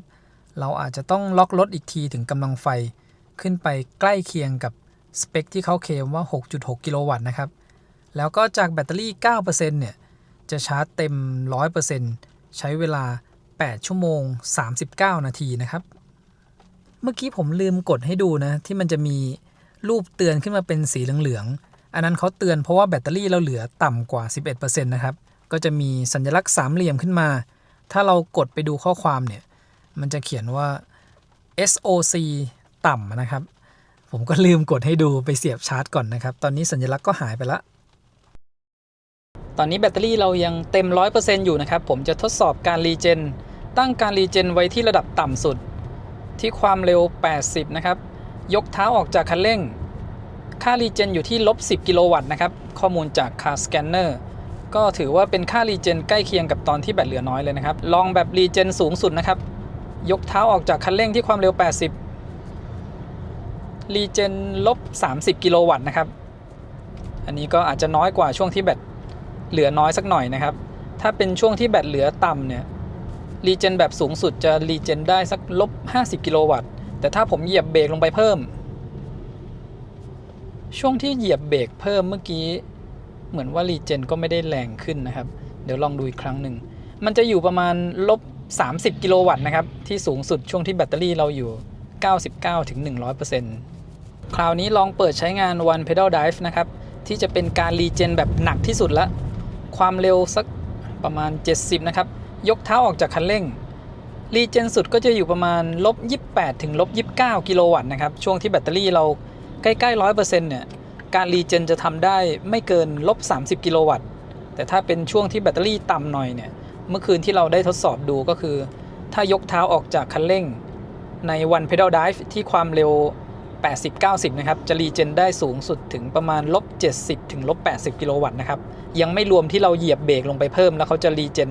หนักขึ้นนะครับลองอีกทีที่ความเร็ว 80 แล้วก็แบตเตอรี่ 99% นะครับ80 กว่าเลยรีเจนจะอยู่ประมาณลบ 29 ลบ 30 กิโลวัตต์นะครับแล้วก็อาการหน่วงเนี่ยจะไม่หนักเท่ากับเวลาที่แบตเตอรี่เราต่ำกว่านี้นะครับสำหรับจอด้านหน้าคนขับนะครับถ้าช่วงกลางวันเนี่ยมันจะประมาณนี้นะคือมันสู้แสงไม่ค่อยไหวนะครับแล้วเขาใช้แบ็กกราวด์เป็นสีดำอันนี้ข้อมูลบนหน้าจอนะครับแล้วก็เดี๋ยวผมถ่ายให้เห็นช่วงที่รถเคลื่อนตัวไปด้านหน้าว่าเราจะต้องกดคันเร่งนะครับสำหรับระบบช่วยขับเนี่ยถ้าเราจอดรถทิ้งไว้กลับมาขับใหม่นะครับเราจะต้องเปิดตัวระบบช่วยขับนี้ขึ้นมานะครับที่เป็นรูปพวงมาลัยวิธีก็คือกดที่ตำแหน่งตรงนี้นะครับเดี๋ยวผมจะลองกดค้างให้ดูถ้าเรากดค้างไว้รูปพวงมาลัยจะดับไปจะเหลือเฉพาะ Adaptive Cruise Control นะครับถ้าเราต้องการใช้ระบบช่วยขับและรักษาให้รถอยู่กลางเลนก็จะต้องกดปุ่มนี้ค้างไว้ จะมีสัญลักษณ์รูปพวงมาลัยกลับขึ้นมานะครับแล้วก็เวลาที่เราเปิดใช้งานเนี่ยกดปุ่มตรงนี้ลงไปนะครับตรงกลางหรือถ้าเป็นการรีซูมเนี่ยก็กดดันขึ้นเพิ่มลดความเร็วก็โยกขึ้นแล้วก็ลงนะครับถ้ากด1ทีเพิ่ม1กิโลเมตรต่อชั่วโมงกดค้างไว้จะเพิ่มทีละ5ลดก็กดลงแทนซ้ายขวานี่เป็นการเพิ่มระยะห่างนะครับระยะห่างสุดที่ระดับ3ต่ำสุดที่ระดับ1แล้วก็ตัวนี้จะเป็นการตั้งลิมิตความเร็วนะครับเช่นตั้งไว้ที่100กิโลเมตรต่อชั่วโมงเวลาเราเร่งคันเร่งก็จะไม่เกินที่ความเร็ว100นะครับใช้งานที่ปุ่มนี้ส่วนปุ่มทางด้านขวาตรงนี้สั่งการด้วยเสียงปุ่มนี้เอาไว้เปลี่ยนข้อมูลตรงนี้นะครับแรงดันลมยางตรงนี้นะครับตรงนี้ที่เห็นเป็นไฟกระพริบเนี่ยคือเซ็นเซอร์ใช้จับหน้าคนขับนะครับว่าเราให้ความใส่ใจกับการขับขี่หรือเปล่าตอนนี้รถเคลื่อนไปด้านหน้าแล้วนะครับผมจะถ่ายให้ดูนะถ้าเราไม่แตะคันเร่งเนี่ยรถคันข้างหน้าเขาเคลื่อนที่ไปสักพักแล้วนะครับถึงจะมีข้อความขึ้นมาเตือนตอนนี้แบตเตอรี่เหลือ 92% นะครับผมจะทดสอบการรีเจนให้ดูอีกครั้งหนึ่งที่ความเร็ว90ยกเท้าจากคันเร่งรีเจนลบ73กิโลวัตต์นะครับก็ค่ารีเจนกลับมาปกติแล้วนะครับต้องรอให้แบตเตอรี่ลดเหลือประมาณ 92% แล้วก็ถ้าลองที่ความเร็วสูงขึ้นมาหน่อยเนี่ยก็จะรีเจนไปที่ลบ80กิโลวัตต์นะครับช่วงที่แบตเตอรี่เหลือ 95% เนี่ยตอนนั้นก็ยังรีเจนอยู่ประมาณลบ50ลบ60กิโลวัตต์มาถึงที่ฝางแล้วนะครับตอนนี้อยู่จุดที่เราจะเริ่มต้นขับเพื่อขึ้นดอยอ่างขางผมจะให้ดูทริปที่เราขับมาก่อนระยะทาง 142.9 กิโลเมตรค่าเฉลี่ยการใช้พลังงานอยู่ที่ 15.4 กิโลวัตต์ชั่วโมงต่อ 100 กิโลเมตรนะครับแล้วก็แบตเตอรี่เราเหลืออยู่ 69% ข้อมูลจากแอป Car Scanner ระหว่างที่เราขับมานะครับอุณหภูมิมอเตอร์ขึ้นไปสูงสุดที่ประมาณ66องศาช่วงที่ขับขึ้นเขาส่วนการใช้พลังงานนะครับสูงสุดที่189กิโลวัตต์แล้วก็ต่ำสุดที่ลบ91กิโลวัตต์อันนี้เป็นการรีเจนช่วงที่ใช้พวก One Pedal Drive แล้วก็เบรกนะครับตอนนี้ที่แบตเตอรี่ประมาณ 68-69% เนี่ยแรงดันยังอยู่ที่403โวลต์ผมคิดว่าขึ้นไปบนดอยอ่างขางเนี่ยน่าจะเจอฝนแล้วก็ช่วงแรกผมจะขับในโหมดปกติช่วงเนินแรกนะครับแล้วค่อยเปลี่ยนเป็นสปอร์ตมาดูที่การรีเจนตรงนี้จะมี3ระดับนะครับต่ำปานกลางสูงแล้วก็อัตโนมัติช่วงขึ้นเนี่ยจะตั้งเป็นต่ำแล้วก็การควบคุมนะครับจะมีออโต้โฮเนี่ยเขาเซตได้นะครับเบรกปกติกับเบรกลึกก็คือการทำงานของออโต้โฮถ้าเราเลือกเป็นแบบเบรกปกติแค่เรากดเบรกเบาๆจนรถหยุดนิ่งออโต้โฮก็จะเปิดทำงานให้เรานะครับอย่างเช่นตอนนี้ขึ้นเป็นตัว A สีเขียวแต่ถ้าเลือกเป็นเบรกลึกนะครับเวลาที่เราจอดสนิทอยู่กับที่ต้องย้ำเบรกลงไปลึกๆออโต้โฮถึงจะเปิดทำงานแล้วก็เปิดการใช้ One Pedal Drive ที่ตำแหน่งตรงนี้นะครับระหว่างที่ขับขึ้นเนี่ยเดี๋ยวมีทดสอบการใช้ One Pedal Drive ในบางเนินให้ดูนะครับด้านหน้าหลังจากข้ามห้วยแม่งอนตรงนี้ไปแล้วนะครับก็จะเป็นจุดขึ้นทางชันแล้วนะครับในส่วนของจุดแรกเนี่ยจะเอาไว้ทดสอบหยุดตรงเนินชันเพื่อดูว่ารถจะมีอาการไหลถอยหลังหรือว่าหยุดอยู่กับที่ได้นะครับตอนนี้ผมขับในโหมดปกติแล้วก็การควบคุมผมปิดออโต้โฮไว้ก่อนนะครับทดสอบตรงเนินนี้ก่อนเลยไม่มีรถตามมาความเร็วเหลือ0รถค่อยๆถอยกลับนะครับเพราะเราไม่ได้เปิดออโต้โฮคราวนี้เปิดออโต้โฮนะครับแล้วก็เร่งออกตัวอุณหภูมิมอเตอร์ตอนนี้อยู่ที่46องศานะครับออกตัวในโหมดปกติแล้วก็ลองหยุดอีกครั้งหนึ่งบริเวณนี้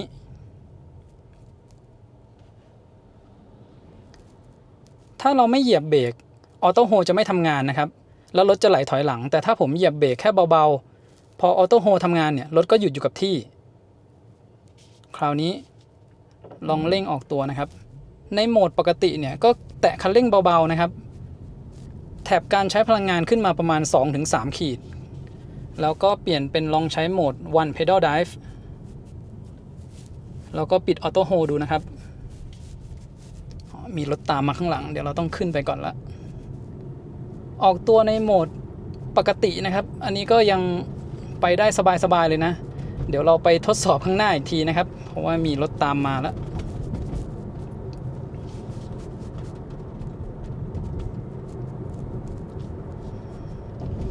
แล้วก็เดี๋ยวผมจะเปลี่ยนเป็นโหมดสปอร์ตนะครับโอ้โหแค่กดเป็นโหมดสปอร์ตปุ๊บรถนี้พุ่งออกเลยทั้งที่เท้าอยู่ในตำแหน่งเดิมนะครับตรงจุดนี้อุณหภูมิมอเตอร์เพิ่มขึ้นมาเป็น69องศา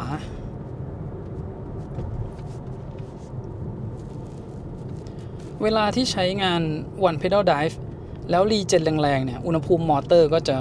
เพิ่มขึ้นเร็วในระดับหนึ่งนะครับเพราะว่าเขารีเจนแรงแต่ถ้าเราใช้รีเจนตามปกติเนี่ยมันรีเจนแค่-10 ถึง-30 กิโลวัตต์อุณหภูมิมอเตอร์ก็ยังไม่เพิ่มขึ้นสักเท่าไหร่นะครับลอง One Pedal Drive ตรงจุดนี้ดูนะครับยกเท้าออกจากคันเร่งจนสุด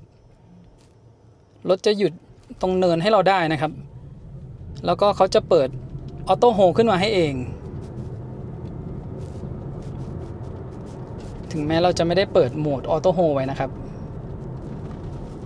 ตอนนี้ผมปิด One Pedal Drive ไว้แล้วก็ขับไปต่อยาวๆนะครับอุณหภูมิมอเตอร์ขึ้นมาที่80องศาแล้วตอนนี้น้ำหนักที่เราบรรทุกมาทั้งหมดเนี่ยรวมอยู่ 2,080 กิโลกรัมนะครับที่ช่างดูเมื่อวาน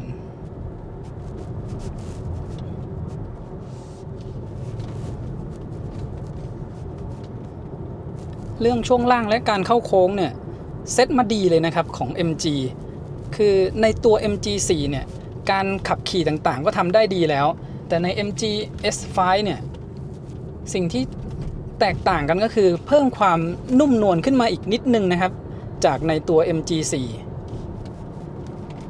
ส่วนเรื่องการขับเนี่ยยังสนุกเหมือนเดิมเลยนะครับเส้นทางที่ขับมาฝางเนี่ยจะเป็นโค้งเยอะๆผมขับเข้าโค้งไปมานี่ทำได้ดีเลยนะครับแล้วก็ส่วนของช่วงล่างเขาเนี่ยถ้าเป็นเวลาที่เราขับผ่านทางขรุขระหรือทางที่มันเป็นคลื่นนะครับถ้ามันเป็นต่างระดับกันจริงๆเนี่ยมันก็จะมีอาการยุบแล้วก็เด้งแค่ทีเดียวไม่มีอาการกระเด้งหลายๆครั้งนะครับเรียกว่าเสร็จช่วงล่างมาได้ดีแล้วก็ขับสนุกเลยนะครับหลังจากขับผ่านไร่ส้มชมัยพรมานะครับพื้นถนนตรงนี้ก็จะเป็นเปียกสลับกับแห้งฝนอาจจะตกแล้วก็หยุดไปแล้วนะถ้าหยุดแล้วก็ดีหน่อยนะครับไม่งั้นระหว่างทางขึ้นนี่ฝนตกอยู่ก็อาจจะถนนลื่นได้ผมเปิดใช้งานออโต้โฮไว้แทนนะครับช่วงที่เราหยุดตรงเนินชันเนี่ยรถจะได้หยุดอยู่กับที่ให้เราได้อุณหภูมิภายนอกตอนนี้อยู่ที่24องศาอุณหภูมิมอเตอร์เพิ่มขึ้นมาเป็น67องศานะครับช่วงที่เราหยุดทดสอบตรงบริเวณเนินชันเนี่ยมันจะเป็นการโหลดมอเตอร์เต็มที่นะเพราะว่าเราหยุดอยู่กับที่บนเนินแล้วกดออกตัวช่วงนั้นอุณหภูมิน่าจะเพิ่มขึ้นเร็วนะครับแต่ถ้าเป็นการขับขึ้นตามปกติเวลาเรามาเที่ยวแล้วไม่ได้เจอรถเยอะๆเนี่ยขับขึ้นไปเรื่อยๆอุณหภูมิมอเตอร์อาจจะไม่สูงเหมือนวันที่ผมทดสอบให้ดูวันนี้นะครับตรงเนินแรกนะครับ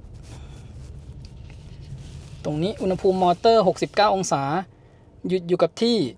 ออโต้โฮทำงานเร่งออกตัวจะค่อยๆออกตัวไปนะครับกำลังไฟนี้ดึงขึ้นไปที่170กว่ากิโลวัตต์แล้วก็อุณหภูมิมอเตอร์เพิ่มขึ้นทันทีนะครับจาก69พุ่งขึ้นมาที่75องศาก็เป็นเหมือนที่ผมบอกไว้นะครับว่าอุณหภูมิมันจะเพิ่มขึ้นอย่างรวดเร็วถ้าเราหยุดออกตัวตามเนินชันซึ่งถ้าขับขึ้นไปอย่างนี้เรื่อยๆเนี่ยมันอาจจะไม่ได้พุ่งแรงแบบที่ทดสอบให้ดูนะครับตอนนี้ขึ้นมาที่81องศาแล้วการเข้าโค้งนี้ทำได้มั่นใจนะครับของคันนี้ระหว่างทางที่ขับมาแล้วก็ตัวยางเนี่ยผมว่ายางที่เขาให้มาก็ดีนะครับขับเข้าโค้งต่างๆรู้สึกมั่นใจดีแล้วก็แทบจะไม่มีอาการที่เรารู้สึกว่าเหมือนรถมันจะถลายเลยนะครับรู้สึกว่ายางเกาะถนนได้ดีเนี่ยพอเรามาเจอรถที่เขาขับช้านะครับเราก็จะต้องชะลอตามถ้ารถที่มีพละกำลังไม่ค่อยเยอะเนี่ยเวลาเราเร่งออกตัวตรงเนินชันมันก็จะทำได้ยากหน่อยนะครับตรงนี้อีก1เนินที่เราทดสอบกันประจำนะครับเราก็เร่งออกตัวมันจะค่อยๆดึงขึ้นนะครับ ทุกคันที่เป็นมอเตอร์เดี่ยวเนี่ยต้องรอให้ความเร็วขึ้นไปสัก 40-50 กิโลเมตรต่อชั่วโมงแล้วอัตราเร่งจะพุ่งขึ้นเร็วขึ้นนะครับแต่ถ้าเป็นช่วงจอดออกตัวเนี่ยเหยียบมิดมันจะค่อยๆออกไปก่อนเนี่ยพอเราเจอมอเตอร์ไซค์ที่เขาต้องขับขึ้นช้าๆนะครับเราก็ต้องค่อยๆตามเข้าไปแล้วจุดด้านหน้าจะเป็นโค้งตัว S ขึ้นไปพอดีนะครับวันนี้อาจจะไม่ได้ลองขึ้นแบบเร็วๆนะต้องค่อยๆตามขึ้นไปยังดีว่าฝนไม่ตกหนักนะครับตอนนี้ถนนเริ่มแห้งแล้วอุณหภูมิมอเตอร์เนี่ยจะอยู่ประมาณ81องศานะครับคือจะไม่ได้พุ่งขึ้นเหมือนตอนที่เราลองเร่งบนเนินนะเนี่ยผมแตะคันเร่งในโหมดสปอร์ตไปเบาๆอุณหภูมิมอเตอร์ก็จะอยู่ประมาณ81-82องศาค่อยๆเพิ่มขึ้นมานะครับตรงนี้ชันๆเลยคือถ้าผมกดคันเร่งเข้าไปเนี่ยมันก็พุ่งออกไปได้นะแต่มองไม่เห็นทัศนวิสัยด้านหน้านะครับค่อยๆตามไปก่อน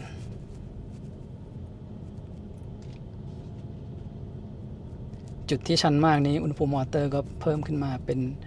87โอเคข้างหน้าไม่มีรถเราเร่งไปได้แล้วนะครับเปิดให้ดูว่าตอนนี้ใช้โหมดสปอร์ตดูครับการเข้าโค้งในแต่ละโค้งซึ่งปกติเราอาจจะไม่ได้เข้าโค้งเร็วขนาดนี้เวลาที่ขึ้นเขานะเสียงแตรดังดีนะครับโอ้เมื่อกี้ถนนเปียกมีอาการล้อถลายนิดนึงนะครับมันเป็นช่วงขึ้นทางชันด้วยแล้วก็โค้งด้วยนะครับ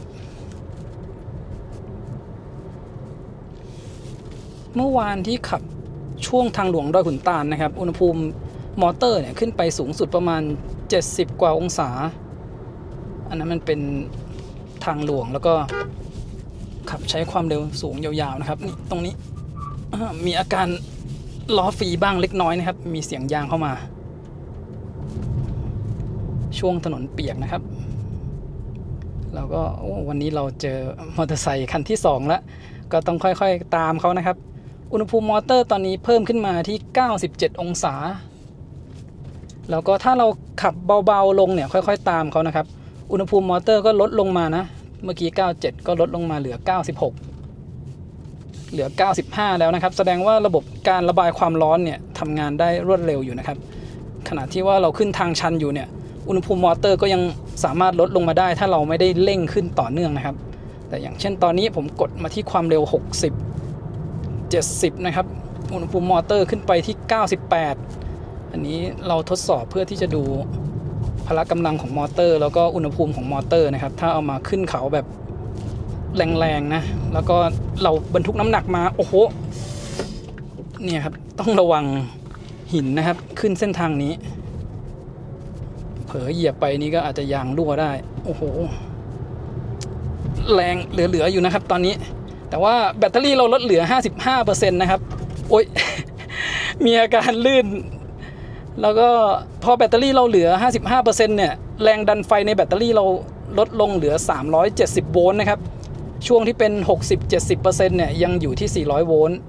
กำลังมอเตอร์ก็อาจจะมีลดลงมาบ้างแต่ว่าพละกำลังยังเหลืออยู่นะครับต้องเร่งขึ้นทางชันตรงนี้โอ้โห พอแบบนี้จะมีอาการสลิปนิดนึงนะครับเพราะว่าถนนเปียกอยู่แล้วเราเร่งออกตัวแรงๆแรงบิดมันเยอะนะครับก่อนหน้านี้ยังบอกว่ารู้สึกว่ายางเกาะถนนดี แต่มันเป็นช่วงที่แบบชันแล้วก็โค้งนะครับอุณหภูมิมอเตอร์อยู่ที่106องศาถือว่าโอเคเลยนะครับขึ้นมาขนาดนี้แล้วก็บรรทุกมาหนักเนี่ยอยู่ในช่วง100องศาต้นๆมีการทดสอบหยุดตามเนินชันต่างๆเอาอีกสักเนินหนึ่งนะครับตรงนี้แล้วก็ตรงนี้เดี๋ยวค่อยๆเหยียบเอาไว้ไม่งั้นมันจะลื่นแน่โอ้โหนิดนึงนะครับลื่นไปโอ้ยความเร็ว80แล้วนะครับเนี่ยอุณหภูมิมอเตอร์ขึ้นมาที่108-109องศานะครับก็เรียกว่าหายห่วงได้ละขึ้นมาจะถึงแล้วนะครับอุณหภูมิมอเตอร์ขึ้นมาแค่นี้คือถ้ามันสูงเกินเนี่ยมันจะขึ้นไปสักประมาณ140-150องศานะครับถ้าอยู่แค่110 แล้วถ้าขับขึ้นมาแบบธรรมดานะครับไม่ได้ขับแบบที่ผมขับเมื่อกี้ผมว่าอุณหภูมิมอเตอร์อาจจะไม่ถึง100องศาก็ได้เราทำการทดสอบทั้งหยุดแล้วก็เร่งแรงๆจะเห็นว่าช่วงที่หยุดแล้วก็เร่งแรงเนี่ยอุณหภูมิมอเตอร์เขาจะเพิ่มขึ้นเร็วนะครับแต่ว่าถ้าเราขับในความเร็วที่คงที่เขาสามารถระบายความร้อนมอเตอร์ให้ลดลงได้ระหว่างที่เราอยู่บนเนินชันด้วยนะครับแล้วก็ตอนนี้ลดเหลือ100องศาละอุณหภูมิภายนอกอยู่ที่20องศานะครับพอเราขับในจุดที่ไม่ได้เป็นทางชันมากๆนะครับเขาก็สามารถระบายความร้อนมอเตอร์ลงได้อย่างรวดเร็วเลยนะเมื่อกี้อยู่เกือบ110นะครับตอนนี้ลงมาเหลือ90ละลดลงมาได้ไวมากเลยครับสำหรับ S5 รุ่น V ก็หายห่วงได้เลยนะครับในพละกำลังเรื่องการขึ้นเขาบรรทุกน้ำหนักมาสักขนาดนี้เนี่ยเรียกว่าน้ำหนักแบบเต็มคันแล้วนะครับขับขึ้นมาถึงจุดนี้ระยะทางทั้งหมด14กิโลเมตรแบตเตอรี่ลดลงไปเหลือ 53% นะครับจาก 68% ก็ลดลงไป 15% การใช้พลังงานอยู่ที่ 29.8 กิโลวัตต์อเวอร์ต่อ100กิโลเมตรผมว่าตัวเลขเขาน่าจะสุดที่ไม่เกิน30นะครับถ้ามันมาหยุดอยู่ตัวเลขประมาณนี้แล้วก็มาดูที่อุณหภูมิมอเตอร์นะครับผ่านไปแค่ประมาณ2นาทีเองนะลดลงมาเหลือ62องศาแล้วนะครับการระบายความร้อนของมอเตอร์เนี่ยทำได้เร็วมากถ้าดูตัวเลขใกล้ๆนะครับอุณหภูมิที่ขึ้นไปสูงสุดอยู่ที่110องศาแล้วก็กำลังไฟที่เราใช้เยอะสุด189กิโลวัตต์นะครับน่าจะเป็นช่วงที่หยุดแล้วก็กดออกตัวแบบมิดคันเร่งเลยนะครับอุณหภูมิภายนอกอยู่ที่20องศาแรงดันไฟที่แบตเตอรี่ 52% เนี่ยลดลงมาเหลือ385โวลต์แต่ช่วงที่ขับขึ้นทางชันช่วงท้ายๆเนี่ยอัตราเร่งก็ยังทำได้ดีอยู่เลยนะครับผมต้องเร่งเบาๆไม่งั้นจะมีอาการลื่นถลายที่ล้อหลังแล้วก็อุณหภูมิแบตเตอรี่ก็จะอยู่ในช่วง31-32องศานะครับในส่วนของอุณหภูมิแบตเตอรี่เนี่ยมันจะไม่ได้สูงขึ้นถ้าไม่ใช่เป็นช่วงที่เราชาร์จแบตเตอรี่แบบแรงๆนะครับวัดดูอุณหภูมิจานเบรกก่อนทดสอบขับลงเขานะครับอุณหภูมิจานเบรกอยู่ประมาณไม่เกิน32องศาสำหรับล้อหน้านะครับแล้วก็ล้อหลัง29องศาล้อหลังซ้าย27องศานะครับและอุณหภูมิจานเบรกล้อหน้าซ้าย31องศาก็อยู่ในช่วงไม่เกิน35องศาทั้งหมด4ล้อเลยนะครับก่อนที่เราจะทดสอบขับลงรอบแรกเดี๋ยวเราขับลงโดยการทดสอบการใช้ระบบควบคุมความเร็วขณะลงทางลาดชันนะครับ HDC Hill Descent Control ตัวระบบเนี่ยปกติเราจะเอาไว้ใช้ช่วงที่ลงทางที่เป็นทางชันแบบหนักๆแล้วก็เป็นถนนที่ไม่ใช่ทางลาดยางนะครับพวกถนนที่เป็นดินลูกรังเผื่อว่าเราใช้เบรกยังไม่ถนัดเราไปเหยียบเบรกแรงๆรถอาจจะลื่นถลายได้แต่ถ้าเป็นทางลาดยางแบบนี้นะครับอาจจะไม่จำเป็นที่จะต้องใช้ Hill Descent Control และยิ่งเป็นรถไฟฟ้านะครับเรามีพวกระบบดีเจนมาช่วยระหว่างที่ขับลงทางชันนะครับเดี๋ยวผมจะลองเปิดใช้งาน Hill Descent Control นะครับพอผมกดเปิดฟังก์ชันนี้ขึ้นมาจะมีรูปรถลงทางชันเป็นสีเขียวอยู่ด้านข้างกับเวลาที่โชว์บนหน้าจอนี้นะครับเดี๋ยวเริ่มจากบริเวณนี้นะครับตอนนี้เปิดระบบ Hill Descent Control เรียบร้อยอันนี้จะทดสอบให้ได้เห็นว่าถ้าเราใช้ระบบนี้ลงเขาเทียบกับเราใช้พวกการรีเจนลงเขาอุณหภูมิจานเบรกจะเป็นยังไงนะครับจะได้เห็นภาพได้ชัดเจนความเร็วอยู่ที่17กิโลเมตรต่อชั่วโมงสัญลักษณ์ Hill Descent Control จะติดกระพริบนะครับถ้าระบบนี้เขาทำงานแล้วก็ค่าการรีเจนเนี่ยอยู่ที่ลบ 0.95 กิโลวัตต์แสดงว่าใช้เบรกเป็นส่วนใหญ่เลยนะครับถึงแม้แถบการรีเจนจะติดขึ้นมาเป็นสีเขียวเดี๋ยวเราไปวัดอุณหภูมิจานเบรกดูกันอีกทีแล้วก็พอผมกดคันเร่งสัญลักษณ์ Hill Descent Control เนี่ยจะติดค้างนะครับถ้าติดค้างแปลว่าเขายังไม่ทำงานตอนนี้ความเร็ว40เดี๋ยวผมขอเช็คความเร็วอีกทีหนึ่งนะครับความเร็ว35ระบบยังไม่ทำงานลองต่ำกว่า30นะครับ30ก็ยังไม่ทำงานฮะต้องประมาณ20นะครับเดี๋ยวทดลองตรงนี้ครั้งหนึ่งความเร็วที่รถลงเขาอยู่ตอนนี้จะอยู่ไม่เกิน20กิโลเมตรต่อชั่วโมงนะครับเดี๋ยวผมลองอีกครั้งหนึ่งความเร็ว20กว่ายังทำงานได้นะครับ26ดู30โอเค30ยังทำงานได้นะครับเพิ่มความเร็วเป็น35 โอเคในคันนี้ความเร็วจะต้องไม่เกิน30กิโลเมตรต่อชั่วโมงนะครับถึงระบบ Hill Descent Control จะทำงานแล้วก็ระหว่างนี้ถ้าเป็นจุดที่ชันมากๆเราต้องเหยียบเบรกเพิ่มนะครับแล้วก็เวลาที่เราเหยียบเบรกเพิ่มเนี่ยถึงแม้จะเปิดฟังก์ชัน Hill Descent Control ไว้Regen ทำงานได้อยู่นะครับเขาจะตัด Hill Descent Control ไปชั่วคราวรถมันจะรู้สึกว่าไหลไปเลยนะครับถ้าเป็นช่วงที่ Hill Descent Control เขาไม่ทำงานแล้วมันจะรู้สึกได้เหมือนว่าตัวรถเนี่ยเขาจับไปที่ผ้าเบรกนะรถเรามันจะเริ่มชะลอความเร็วเวลาที่ระบบกลับมาทำงานนะครับแล้วก็ค่าการรีเจนเนี่ยจะอยู่แค่ลบ 1.3 กิโลวัตต์ไม่มีรถตามหลังลงมานะครับถ้าผมลองเหยียบเบรกลงไปถ้าเหยียบเบรกลงไปเพิ่มเนี่ยเขาจะเอารีเจนเข้ามาช่วยเมื่อกี้มันจะติดลบลงไปที่13กิโลวัตต์แล้วก็ผมเปิดกระจกด้านข้างไว้ด้วยดีกว่าคันนี้เขาพยายามรักษาความเร็วไม่ให้รถไหลลงเนินเกิน20กิโลเมตรต่อชั่วโมงนะครับถ้าดูจากการทำงานตอนนี้เดี๋ยวเอากระจกขึ้นก่อนครับเสียงรถคันด้านข้างเสียงดังเนี่ยถึงแม้จะเป็นเนินชันนะครับความเร็วที่เขารักษาไว้จะอยู่15กิโลเมตรต่อชั่วโมงผมว่าน่าจะเบรกแบบเต็มที่เลยนะค่าการรีเจนอยู่แค่ลบ 0.5 กิโลวัตต์ผมลองเพิ่มความเร็วขึ้นมาเป็นสัก20กว่าดูหน่อยลองเพิ่มความเร็วช่วยโอเคครับถ้าเราแตะให้ความเร็วเพิ่มขึ้นไปเนี่ยก็จะเพิ่มขึ้นไปที่25ได้แล้วเขาก็จะรักษาความเร็วไว้อยู่ประมาณนั้นนะครับที่ประมาณความเร็วสุดท้ายที่เราปล่อย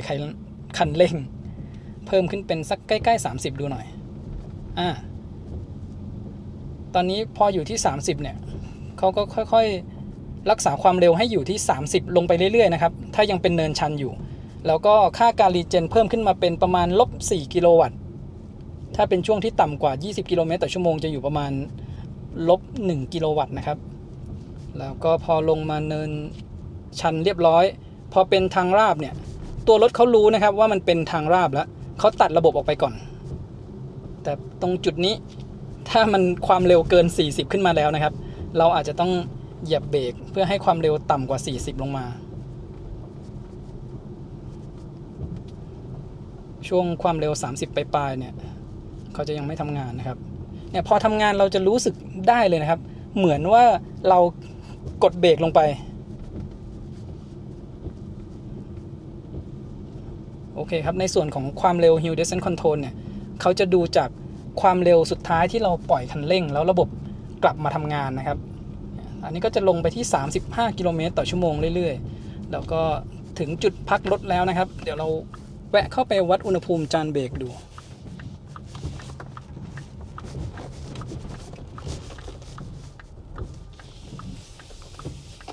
อุณหภูมิจานเบรกขึ้นไป190กว่าเลยนะครับ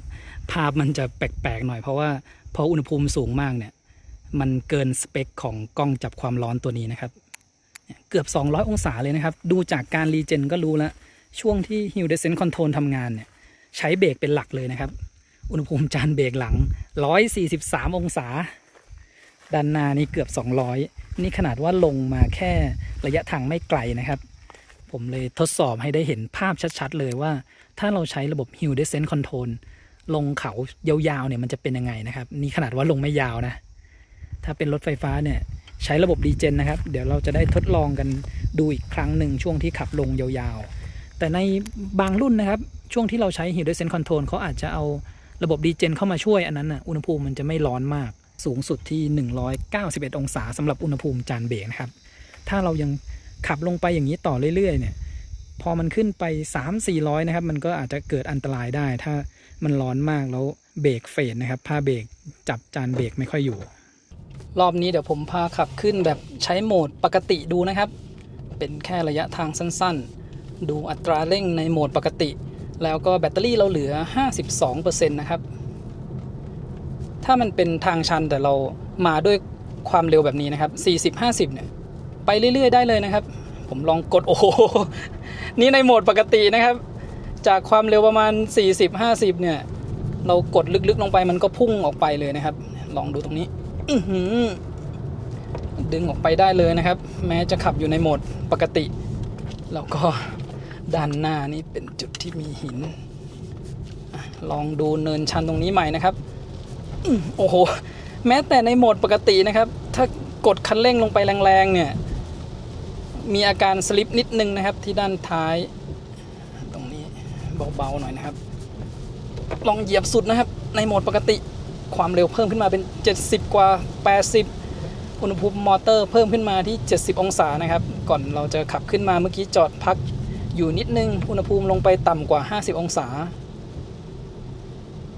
แต่ถ้าเราขับขึ้นไปเรื่อยๆนะครับก็ไม่ได้มีปัญหาอะไรนะโดยปกติเราก็จะขับประมาณนี้นะครับตามเนินเราก็เร่งเบาๆเข้าโค้งไปได้เลยเราก็ไม่ต้องตีโค้งออกไปกว้างๆนะครับเพราะว่ากำลังรถเราเหลือๆอยู่แล้วอุณหภูมิเพิ่มขึ้นมาเป็น77องศานะครับเนินนี้ลองเหยียบสุดนี่นะครับโอ้โหแม้แต่ในโหมดปกตินะครับมันก็ยังดึงพุ่งไปได้เลยแล้วก็ต้องบอกว่าตอนนี้แบตเตอรี่เราเหลือ 52% พละกำลังมันก็ลดลงแล้วด้วยนะครับถ้าใครขับขึ้นที่แบตเตอรี่มากกว่านี้นะครับก็กำลังอาจจะดีกว่านี้ด้วยซ้ำนะโอ้โหมีอาการลื่นเล็กน้อยนะครับช่วงโค้งถ้าเราไปเร่งแรงๆเพราะว่าแรงบิดสูงอุณหภูมิมอเตอร์ขึ้นมาที่85องศานะครับเพิ่มขึ้นมาประมาณ30กว่าองศาเนี่ยแม้แต่ในโหมดปกตินะครับไม่ต้องใช้โหมดสปอร์ตก็ยังรู้สึกว่าอัตราเร่งยังดีอยู่เลยนะครับอันนี้เป็นการขึ้นแบบระยะทางไม่ได้ไกลมากเหมือนครั้งแรก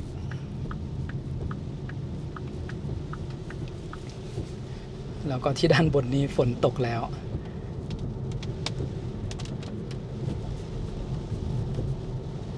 คราวนี้เดี๋ยวจะจอดพักให้อุณหภูมิจานเบรกลดลงไปอยู่ใกล้เคียงกับตอนแรกก่อนนะครับอาจจะสัก50องศาก็ได้ถ้ามันรอไม่นานจนเกินไปนะครับอุณหภูมิภายนอกตอนนี้อยู่แค่19องศาถ้ามีลมด้วยเนี่ยผมว่าอาจจะรอไม่นานอุณหภูมิจานเบรกก็น่าจะลดลงไปแล้วนะครับ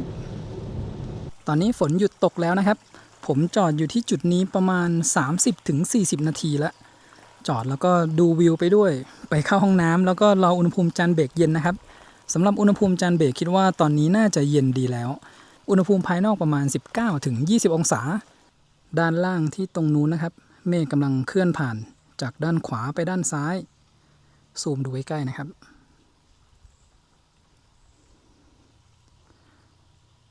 ตรงบริเวณนี้ก็เป็นลานกางเต็นท์นะถ้าเป็นช่วงเดือนธันวาคมก็มากางเต็นท์กันแน่นเลยนะครับแต่พอเป็นช่วงหน้าฝนแบบนี้โล่งๆเลยทางด้านขวาตรงนู้นจะเป็นห้องน้ำนะครับห้องน้ำหญิงแล้วก็ห้องน้ำชายแล้วก็มีที่พักแบบเป็นบ้านพักอยู่ตำแหน่งนั้นด้วยนะครับทางด้านซ้ายเนี่ยมันจะมีเต็นท์ที่เขากางไว้จากตำแหน่งนี้นี่มองไม่เห็นนะครับทางนู้นแล้วก็ตรงนี้จะเป็นศูนย์บริการนักท่องเที่ยวนะครับดูที่อุณหภูมิจานเบรกก่อนขับลงนะครับตอนนี้จะเห็นว่าเย็นมากเลยอยู่ที่ระดับ 20-23 องศาอุณหภูมิภายนอก 19-20 นะครับจานเบรกหลัง 22 องศานะครับประมาณ 20-22 อุณหภูมิจานเบรกก่อนขับลงอยู่แค่ประมาณ 20 องศานะครับและรอบนี้เราจะขับลงโดยการใช้การรีเจนดูค่าการรีเจนช่วงลงเนินต่างๆนะครับแล้วก็เดี๋ยวผมทดสอบดูการรีเจนบริเวณนี้นิดหน่อยนะครับที่ความเร็วต่ำๆว่าการรีเจนเขาจะเป็นยังไงบ้างลองรีเจนไว้ที่ระดับสูงสุดนะครับลองการรีเจนที่ความเร็วต่ำนะครับสักประมาณไม่เกิน20ค่าการรีเจนจะอยู่ประมาณ-6 -7 กิโลวัตต์นะครับถ้าความเร็วต่ำๆเนี่ยการรีเจนก็จะทำได้น้อยแล้วเดี๋ยวเราดูช่วงลงทางชันมากๆนะครับจากบริเวณนี้นะครับอุณหภูมิมอเตอร์เราอยู่ที่36องศาแล้วก็ผมตั้งรีเจนไว้สูงสุดโหมดการขับในโหมดปกตินะครับพอเป็นช่วงทางชันมากขึ้นเนี่ยรถก็ไหลลงเร็วขึ้นความเร็วเพิ่มขึ้นมาเป็น31กิโลเมตรต่อชั่วโมงค่าการรีเจนอยู่ที่-19 กิโลวัตต์นะครับเราจะลองใช้การรีเจนแบบสูงสุดนี้ลงไปก่อน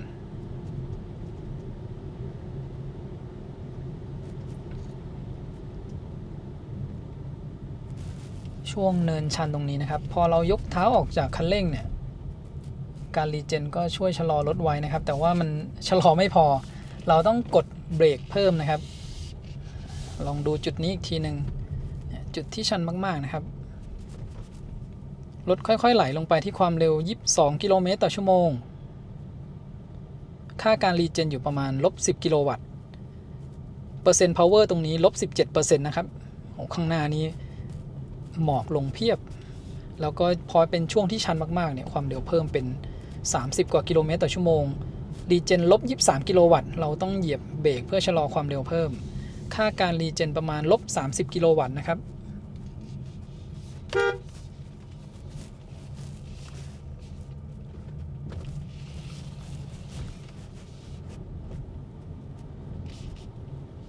รีเจนแบบสูงก็ถือว่าหน่วงความเร็วไว้ได้อยู่นะขนาดว่าเราบรรทุกน้ำหนักมาเยอะขนาดนี้นะครับช่วงที่เป็นเนินชันเนี่ยรีเจนสูงก็ชะลอรถได้โอเคเลยเนี่ยช่วงนี้นะครับความเร็วอาจจะเพิ่มพอมันเป็นช่วงยาวๆนะครับโอ้โหหมอกหนักเราต้องลดความเร็วลงหน่อยนะค่าการรีเจนจะอยู่ประมาณ-20 กิโลวัตต์นะครับถ้าเราไม่เหยียบเบรกเพิ่มส่วนบริเวณนี้ถ้าเราเหยียบเบรกเพิ่มก็รีเจนประมาณ-30 กิโลวัตต์ผมเปิดไฟหน้าไว้ก่อนนะครับแล้วก็เปิดไฟตัดหมอกแสงสว่างตรงนี้มันยังไม่ค่อยมืดเท่าไหร่ตัวไฟออโต้เขายังไม่เปิดทำงานแล้วก็ช่วงเนี้ยมันเป็นทางชันนะครับผมเลยเหยียบเบรกคาไว้จะเป็นการรีเจน-36 กิโลวัตต์ปล่อยไหลลงไปอีกนะครับ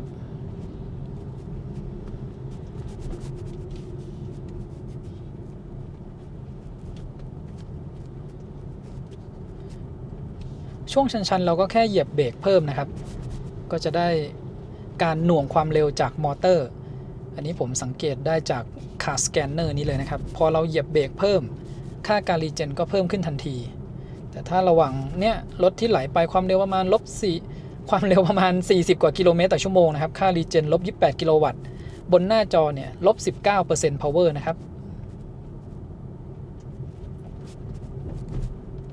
ปล่อยไหลลงไปเรื่อยๆที่ความเร็วสักไม่เกิน40เนี่ยกำลังดีนะครับถ้าเร็วกว่านี้เราก็แค่แตะเบรกเพิ่มอุณหภูมิภายนอกตอนนี้อยู่19องศาเดี๋ยวผมเปิดให้อากาศข้างนอกเข้ามาด้วยนะครับอากาศเย็นสบายกำลังดี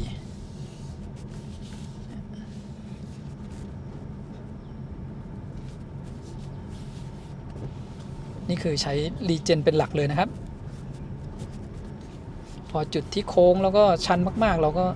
ทำการแตะเบรกเพิ่มตรงจุดนี้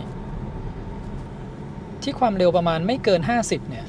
เราตั้งรีเจนไว้สูงค่าการรีเจนก็จะอยู่ประมาณ-30 กิโลวัตต์นะครับเดี๋ยวลองดูจุดนี้ที่ชันมากๆลองปล่อยเท้าจากคันเร่ง-20 กิโลวัตต์ความเร็วค่อยๆเพิ่มนะครับ-30 กิโลวัตต์ความเร็วเพิ่มขึ้นค่ารีเจนก็เพิ่มขึ้นพอเรากดที่เบรกลงไปเนี่ยก็ลบประมาณ40 กิโลวัตต์ถ้าเป็นช่วงที่ขับความเร็วสูงแล้วผมทดสอบให้ดูเมื่อวานนะครับ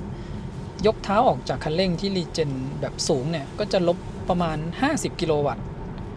ในการลงยาวๆช่วงนี้ผมจะใช้รีเจนอย่างเดียวเลยนะครับเดี๋ยวเราค่อยไปทดสอบแบบ one pedal drive ช่วงเนินสุดท้ายหลังจากที่เราวัดอุณหภูมิไว้แล้วนะครับ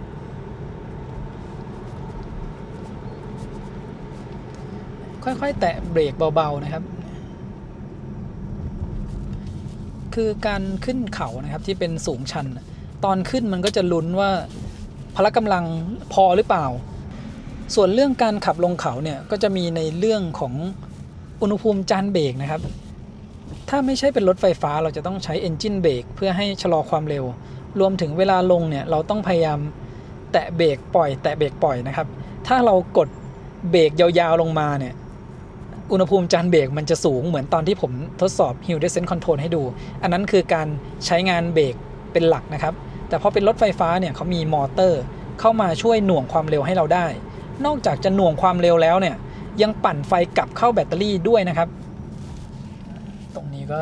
ได้ประโยชน์จากการรีเจนมาด้วยนะครับ ก่อนลงนี่น่าจะมีแบตเตอรี่อยู่ประมาณ 47% นะครับผมจำไม่ได้ลืมดูเปอร์เซ็นต์แบตเตอรี่นะแต่คุ้นๆว่าประมาณนั้นนะครับตอนนี้เพิ่มขึ้นมาที่ 51% ละการลงเขาก็ทำได้ปลอดภัยเลยนะครับพอมีระบบรีเจนเข้ามาช่วยความเร็วก็จะอยู่ในช่วง40 กว่ากิโลเมตรต่อชั่วโมงนะครับเนี่ยป้ายที่เขาจำกัดความเร็วไว้ก็คือ40จะเป็นความเร็วที่กำลังปลอดภัยนะครับแต่ถ้าเป็นช่วงฝนตกหรือถนนลื่นๆแบบนี้เราอาจจะขับช้าลงกว่านี้อีกนิดนึงก็ดีบริเวณนี้นี่ดินสไลด์อีกแล้ว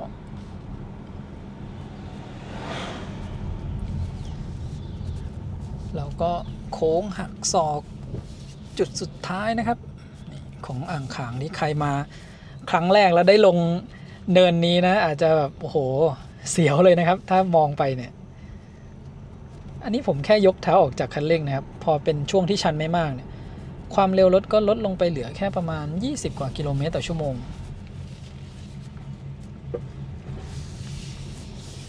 แล้วก็เดี๋ยวลองดูจุดนี้นะครับจะเป็นทั้งเนินชันแล้วก็ทางยาวๆหน่อยเดี๋ยวจะดูค่าการรีเจนนะครับเอากระจกขึ้นก่อนลองดูบริเวณจุดนี้เราเร่งความเร็วขึ้นมาก่อนนะครับข้างหน้ามีหมาพอดีตรงจุดนี้เดี๋ยวผมลองเบรกดูนะครับลองแบบนี้นี่ค่าการรีเจนก็ยังไม่ขึ้นสูงมากนะเมื่อกี้ยังไม่ถึง-80 กิโลวัตต์เลยนะครับตัวเลขที่เห็นสูงสุดตอนนี้ที่บันทึกไว้อยู่ที่-91 กิโลวัตต์เดี๋ยวเราต้องลองในแบบ one pedal drive อีกทีนะครับตัวนั้นอ่ะอาจจะรีเจนได้แรงกว่านี้อีก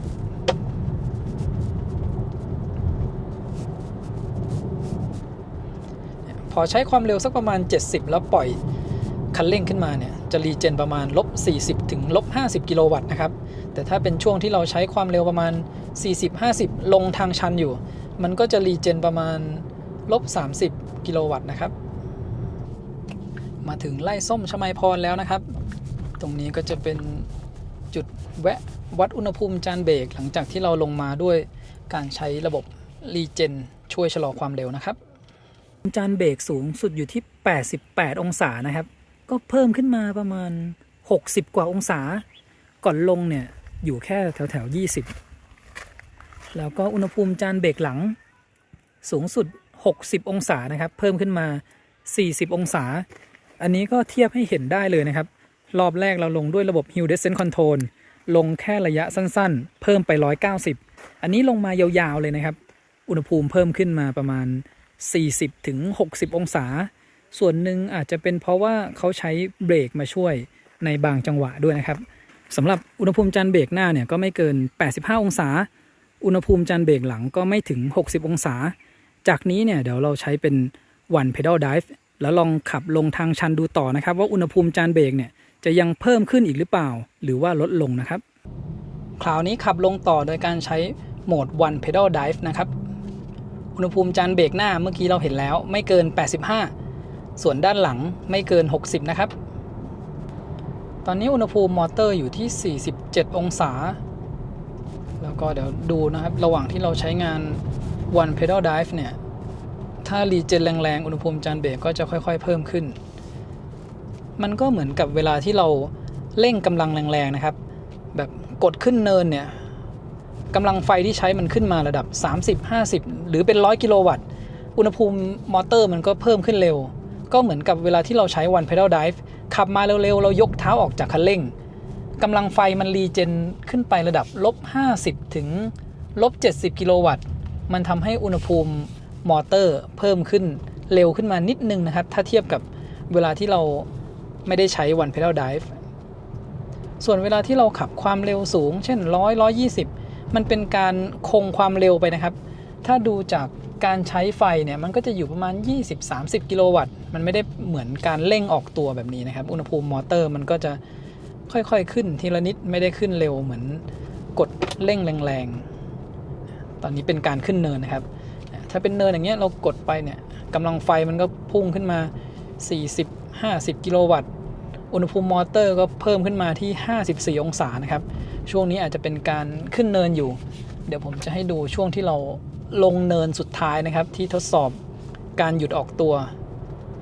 ดูอุณหภูมิก่อนจะปล่อยไหลลงเนินว่าอยู่เท่าไหร่แล้วก็ลองเทียบดูตอนที่ลงไปถึงข้างล่างนะครับดูการเข้าโค้งนะวันนี้ถุงปูนผมจัดมาอย่างดีนะครับทำให้เข้าโค้งแรงได้ถุงปูนไม่สไลด์เยอะช่วงขับเข้าโค้งแบบนี้เวลาเราใช้ One Pedal Drive ก็สะดวกดีนะครับกำลังจะเข้าโค้งเราแค่ยกเท้าออกจากคันเร่งก็จะเป็นการชะลอความเร็วแล้วก็ที่ผมได้ทดสอบให้ดูตั้งแต่ขับออกจากเชียงใหม่นะครับตัว One Pedal Drive เนี่ยจะรีเจนได้เต็มกำลังก็ต่อเมื่อแบตเตอรี่เหลือสัก93หรือ 92% ช่วงแบตเตอรี่เยอะๆเนี่ยรีเจนได้ประมาณ-30 กิโลวัตต์นะครับ-20 -30 กิโลวัตต์แล้วก็เวลาที่เรามาขับขึ้นลงเขานะครับถ้าอนาคตเนี่ยบนเขามีจุดชาร์จนะครับเราอย่าชาร์จแบตไว้เยอะไม่งั้นเวลาขับลงมาเนี่ยแบตมันใกล้เต็มการรีเจนก็จะทำได้น้อยลงนะครับก็อาจจะไปใช้งานเบรกเยอะขึ้นสุดท้ายอุณหภูมิจานเบรกก็อาจจะสูงเหมือนเดิมนะครับอย่างน้อยเราอาจจะชาร์จไว้สัก 80% ก็ได้ครับขับลงอ่างค้างเนี่ยแบตเตอรี่เพิ่มจะอยู่ในช่วง 5-7% นะครับรถที่เป็นแบตเตอรี่ไซส์ใหญ่แบบนี้นะครับแบบ 50-60 กิโลวัตต์อเวอร์ขึ้นไปแต่ถ้าเป็นแบตไซส์เล็กอย่างเช่น S05 REEV แบตเขาแค่ขนาด27 กิโลวัตต์อเวอร์เวลาขับลงเนี่ยเปอร์เซ็นต์แบตมันอาจจะเพิ่มขึ้นให้ดูเยอะนะครับแต่ว่าปริมาณไฟเนี่ยมันก็ใกล้เคียงกันตอนนี้อุณหภูมิมอเตอร์อยู่ที่64นะครับหลังจากนี้จะเป็นช่วงขับลงเนินเรื่อยๆแล้วเดี๋ยวเราดูนะครับอุณหภูมิมอเตอร์มันจะเพิ่มขึ้นไปสักเท่าไหร่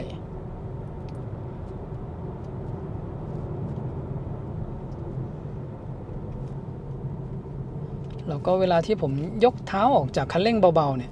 ค่าการรีเจนก็ขึ้นไป-30 -40 กิโลวัตต์เลยนะครับสำหรับการใช้งาน One Pedal Drive ดูตรงจุดนี้นะครับข้างหน้านี้เป็นเนินชันๆผมยกเท้าออกจากคันเร่งเลยตอนนี้ One Pedal Drive ทำการหน่วงความเร็วนะครับนี่เป็นเนินแบบชันๆเลยนะค่ารีเจนประมาณ-40 กิโลวัตต์นะครับ-39 กิโลวัตต์อุณหภูมิจานเบรก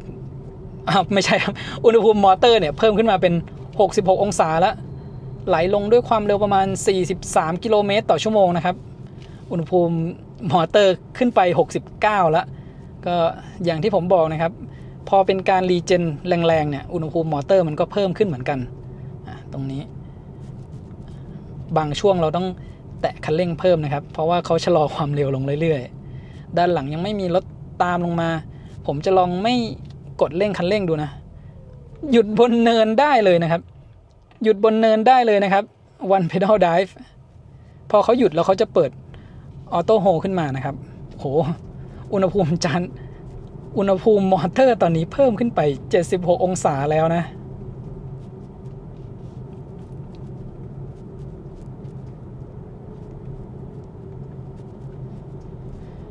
ลงมาระยะทางไม่ได้ไกลนะครับแต่ว่ารีเจนแรงรีเจนจะอยู่ประมาณ-30 ถึง-50 กิโลวัตต์เป็นหลักเลยแล้วก็เดี๋ยวจุดข้างหน้านี้เราลองวัดอุณหภูมิจานเบรกดูแบบการใช้งาน One Pedal Drive ดูนะครับอุณหภูมิจานเบรกหน้าสูงสุด41องศานะครับนี่ลดลงมาตั้งครึ่งหนึ่งเลยนะจากเดิม85นะครับพอเราใช้ One Pedal Drive เนี่ยมันเป็นการใช้รีเจนแบบแรงๆนะครับเนี่ยอุณหภูมิจานเบรกหลัง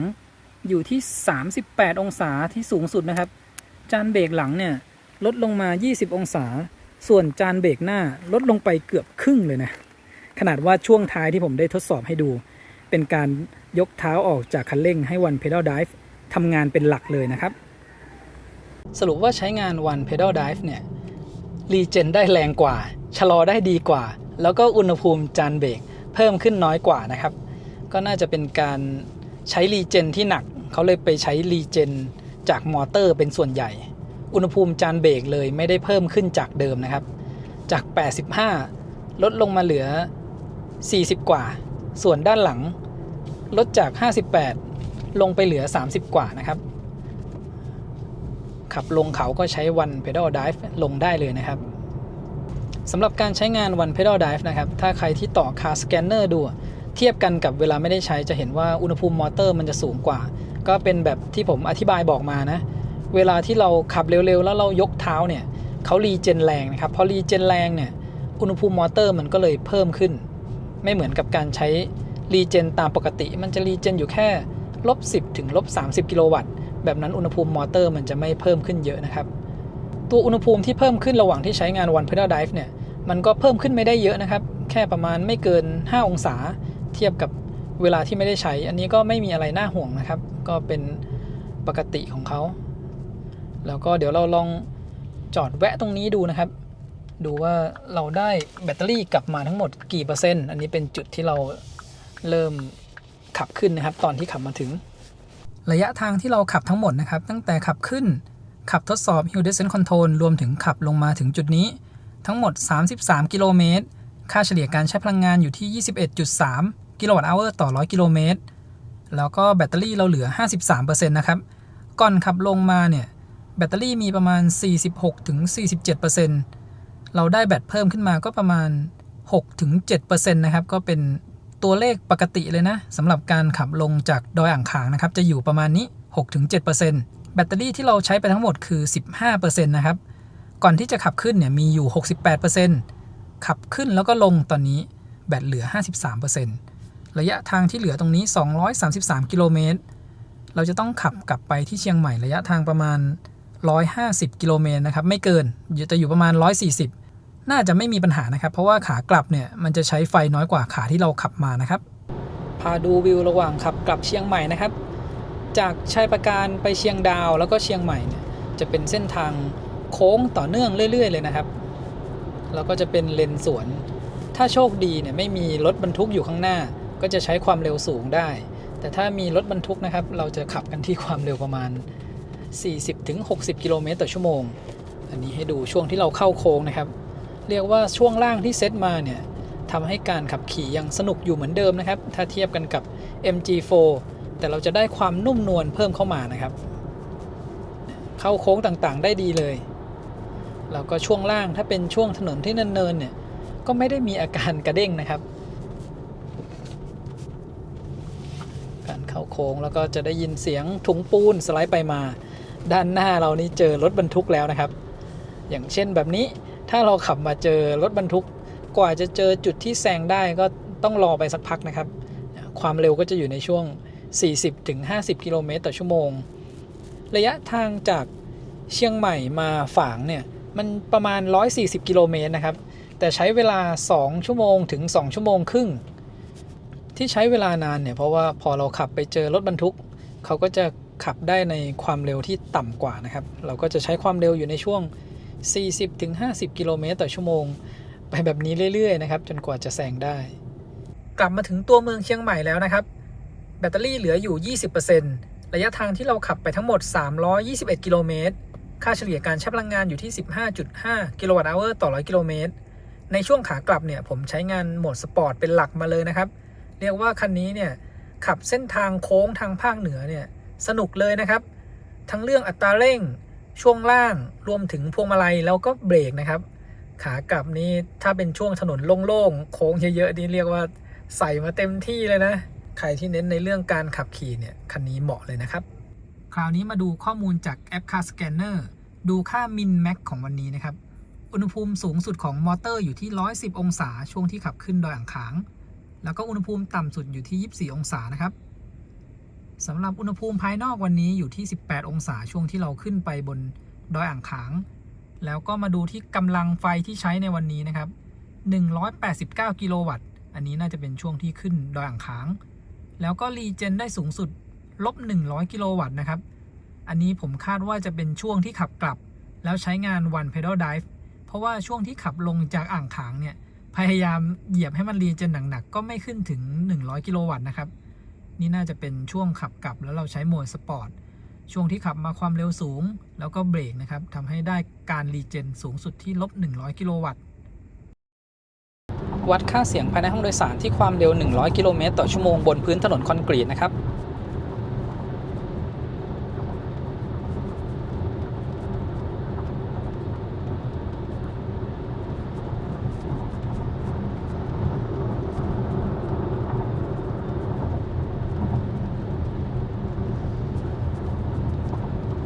ตัวเลขเสียงที่ดังเข้ามาภายในห้องโดยสารเนี่ยจะอยู่ประมาณ60ต้นๆแล้วก็มีต่ำกว่า60ลงไปด้วยโดยรวมถือว่าการเก็บเสียงทำได้ดีอยู่นะครับแต่ว่าเวลาที่เราขับอยู่บนพื้นถนนคอนกรีตแบบเนี้ยเสียงมันจะดังเข้ามามากกว่าเวลาที่เราขับบนถนนลาดยางนะครับที่ความเร็ว100เนี่ยเสียงที่ได้ยินเข้ามาเนี่ยจะมาจากด้านใต้มากกว่ากระจกด้านข้างนะครับขนาดว่ากระจกข้างเนี่ยไม่ได้เป็นกระจกอะคูสติกกลาสนะครับก็ยังสามารถกันเสียงได้ดีอยู่ตอนนี้ขับผ่านทางหลวงดอยขุนตาลนะครับแล้วก็เป็นช่วงขึ้นเขาผมขับโดยใช้ One Pedal Drive นะครับแล้วก็ขับในโหมด Normal ช่วงนี้มันจะเป็นทางขึ้นเขานะครับอุณหภูมิมอเตอร์ก็จะค่อยๆเพิ่มขึ้นมาตอนนี้เพิ่มขึ้นมาที่64องศานะครับก่อนหน้านี้ที่ขับอยู่ทางราบเนี่ยอุณหภูมิมอเตอร์ก็จะขึ้นไม่ถึง60คราวนี้ดูช่วงที่ขับลงนะครับจะเป็นทางชันลงไป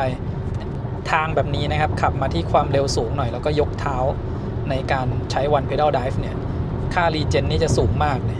-90กิโลวัตต์นะครับแล้วก็ช่วงที่ขับลงทางชันแบบนี้นะครับยาวๆเนี่ยการหน่วงความเร็วเวลาที่เราใช้ One Pedal Drive เนี่ยถือว่าหน่วงความเร็วได้ดีเลยนะครับเพราะถ้าดูจากค่ารีเจนนี่ก็เป็นการหน่วงด้วยกำลังที่สูงมากเลยนะ-90กิโลวัตต์เป็นส่วนใหญ่เลยนะครับหน่วงจนเราต้องแตะคันเร่งเพิ่มเลยนะครับไม่งั้นจะรู้สึกว่าความเร็วเนี่ยมันเริ่มต่ำลง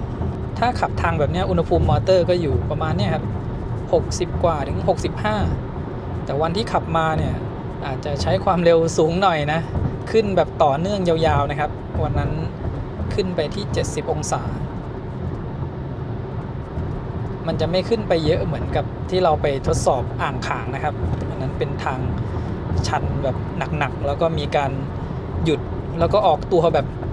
เหยียบคันเร่งสุดนะครับวัดเสียงภายในห้องโดยสารบนพื้นถนนลาดยางที่ความเร็ว100กิโลเมตรต่อชั่วโมงนะครับ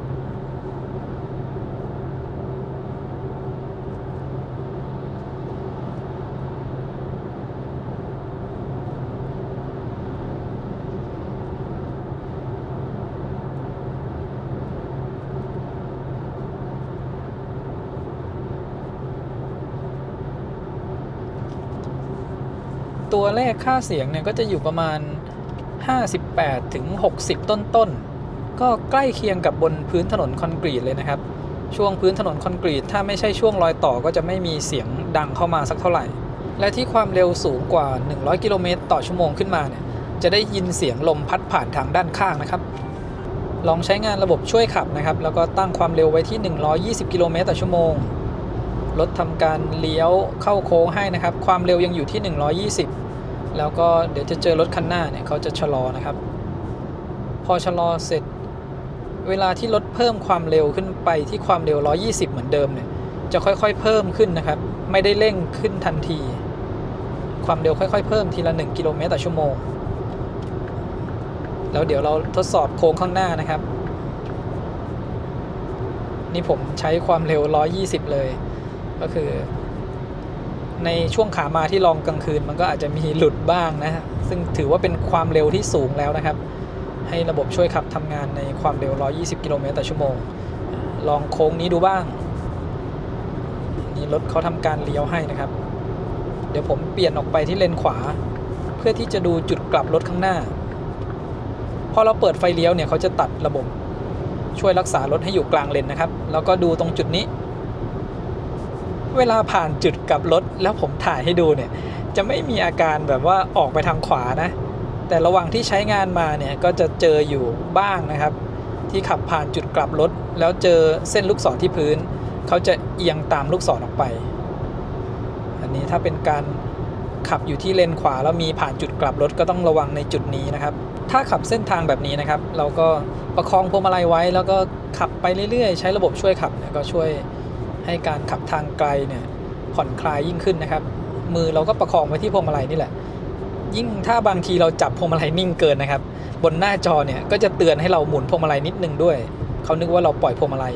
แล้วก็ดูโค้งตรงนี้อีกครั้งนึงนะครับจะเป็นโค้งต่อเนื่อง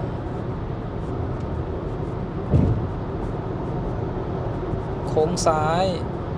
เจอรถคันข้างหน้าเขาก็จะชะลอความเร็วเวลาที่ผมเปิดไฟเลี้ยวปุ๊บถ้าเป็นสถานการณ์แบบนี้นะครับ คือรถบรรทุกอยู่ทางด้านหน้าเราอาจจะมีการชะลอบ้างนะแล้วก็โค้งซ้ายต่ออีกครั้งนะครับอย่างเงี้ยมีหลุดนะหลุดออกไปนิดนึงนะครับต้องบอกว่าตอนนี้เราใช้ความเร็วที่120กิโลเมตรต่อชั่วโมงด้วยนะครับ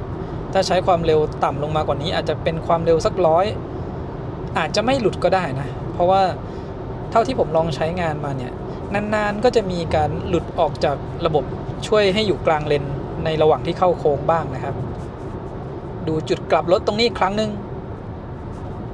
ไม่เป็นไรเลยนะเวลาถ่ายวิดีโอไว้เนี่ยไม่มีอาการให้ได้เห็นเลยนะครับ Apple CarPlay ในคันนี้ Connect กับมือถือได้เร็วมากนะครับระหว่างที่ขับกลับจากเชียงใหม่กรุงเทพวันนี้เนี่ยผมขับแบบไม่ดับรถเลยเดินถือมือถือไปที่ห้องน้ำพอเดินกลับมาเนี่ยก็ Connect กับตัวรถทันทีนะครับแต่ก็จะมีในบางจุดนะเช่นถ้าเราเปิดแผนที่นำทางอยู่แล้วขับความเร็วต่ำนะครับเหมือนว่าเราขับในเมืองจะเลี้ยวเข้าซอยพอเราเปิดไฟเลี้ยว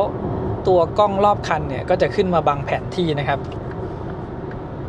คือถ้ามันเป็นช่วงซอยที่มันอยู่ใกล้ๆกันเนี่ยอาจจะทำให้เราไม่ทันได้มองตัวแผนที่เพราะว่าเปิดไฟเลี้ยวปุ๊บกล้องรอบคันก็จะขึ้นมาบังทันทีส่วนเรื่องของการคอนเนคกับมือถือเนี่ยทำได้ไวแล้วก็คอนเนคกันได้ดีมากเลยนะครับขับจากที่เชียงใหม่มาถึงจังหวัดตากนะครับระยะทาง277กิโลเมตรตอนนี้แบตเตอรี่เหลือ 32%ความเร็วที่ใช้ส่วนใหญ่จะอยู่ในช่วง100ถึง120กิโลเมตรต่อชั่วโมงเดี๋ยวจะแวะชาร์จที่ปั๊ม PT นะครับเป็นตู้ Elex by EGAT ตัว150กิโลวัตต์แล้วก็ยังว่างอยู่พอดีถ้าเราชาร์จคันเดียวก็น่าจะชาร์จได้เร็วอยู่นะครับอุณหภูมิภายนอกตอนนี้อยู่ที่31องศาเดี๋ยวดูช่วงที่เราชาร์จกับอุณหภูมิร้อนๆกลางวันนี้นะครับแต่วันนี้ยังไม่ได้ร้อนมากนะเพราะว่ามันมีเมฆเยอะแล้วก็มีฝนปล่อยๆนะครับเริ่มชาร์จที่ 32% นะครับผ่านมานาทีกว่า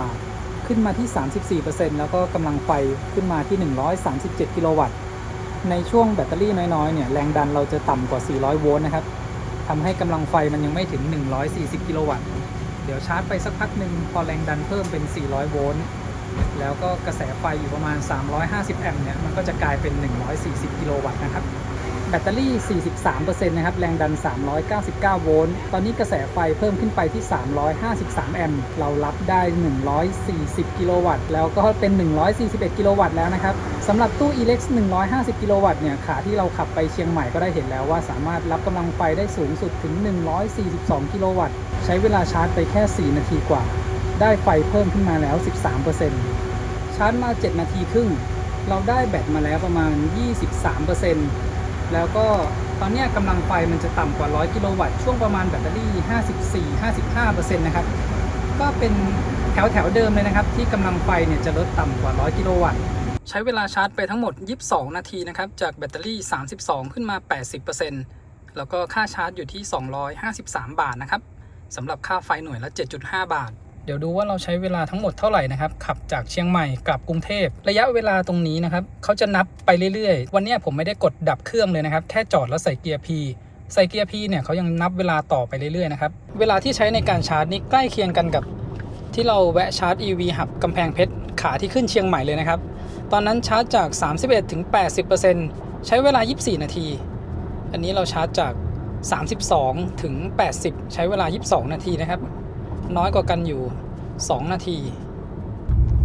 มาถึงปั๊ม PT ตรงนครสวรรค์นะครับแบตเตอรี่เหลืออยู่ 28% เดี๋ยวแวะที่จุดนี้ก่อนแล้วค่อยขับต่อเข้ากรุงเทพนะครับ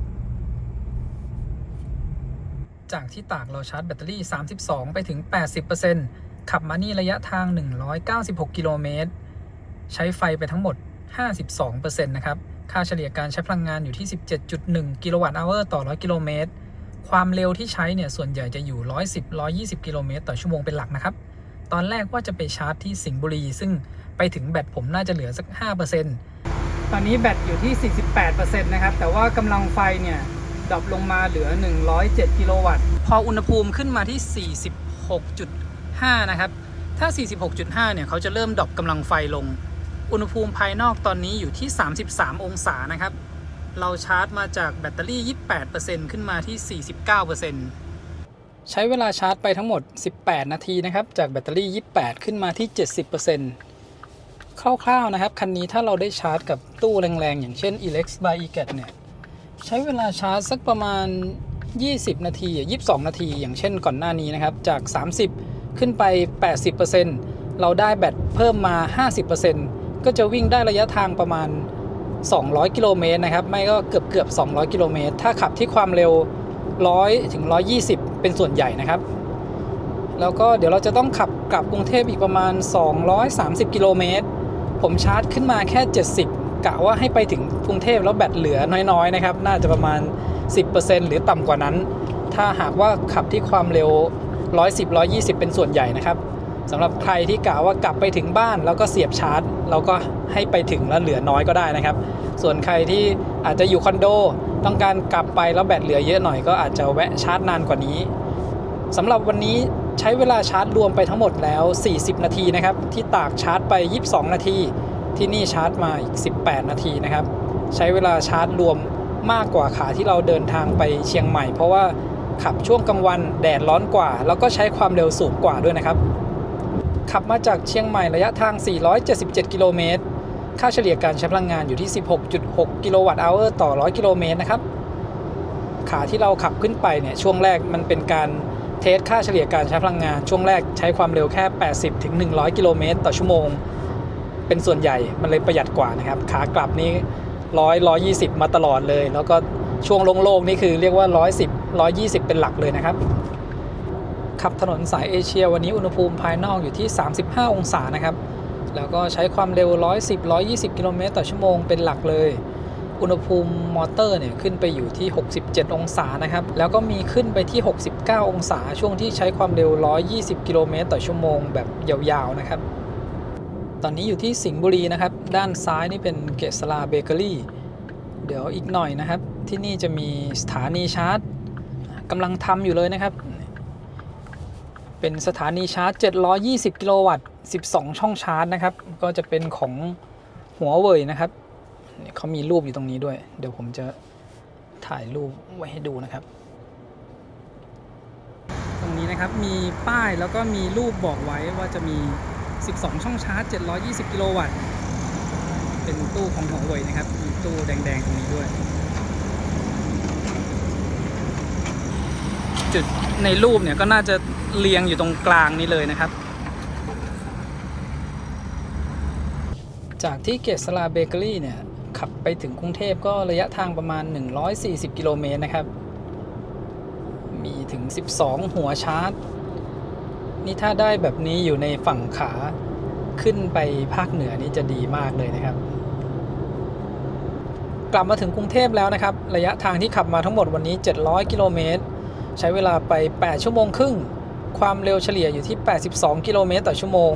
แล้วก็ค่าเฉลี่ยการใช้พลังงานอยู่ที่ 16.4 กิโลวัตต์เอาร์ต่อ 100 กิโลเมตรนะครับความเร็วที่ใช้ส่วนใหญ่เนี่ยอยู่ในช่วง100-120 กิโลเมตรต่อชั่วโมงเป็นหลักแล้วก็ช่วงใกล้ๆกรุงเทพสักประมาณ100 กิโลเมตรสุดท้ายเนี่ยขับความเร็วเหลือสักประมาณ100-110 นะครับเพราะว่ารถเริ่มเยอะแล้วก็ช่วงขึ้นทางด่วนมานี้ก็เริ่มเหลือสัก 80-100 กิโลเมตรต่อชั่วโมงนะครับระยะเวลาที่ใช้ก็เรียกว่าใกล้เคียงกับเวลาเราขับรถน้ำมันเลยนะแล้ววันนี้ผมได้พักอยู่แค่2ช่วงนะช่วงที่ชาร์จนะครับก็ถือว่าพักน้อยมากถ้าขับแบบนี้ก็เหนื่อยเหมือนกันนะครับเพราะว่าเราได้ลงไปพักอยู่แค่ไม่กี่นาทีเอง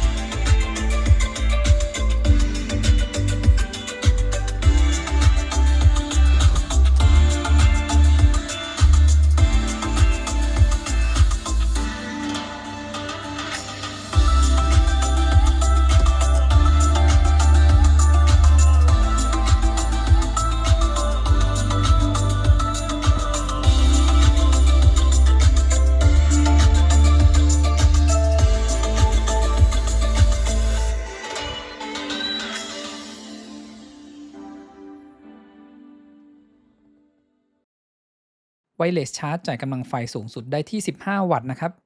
ส่วนช่อง USB-C ที่อยู่ในช่องเก็บของตรงกลางทั้ง2ช่องจ่ายไฟได้สูงสุด27 วัตต์และ USB-C ที่อยู่ด้านหลัง1ช่องจ่ายไฟได้สูงสุดที่10 วัตต์นะครับวิธีเปิดกระโปรงหน้านะครับจะต้องมาดึงที่ตำแหน่งตรงนี้2 ครั้งแล้วก็ตัวกระโปรงหน้าคันนี้เราจะต้องยกขึ้นเองนะครับ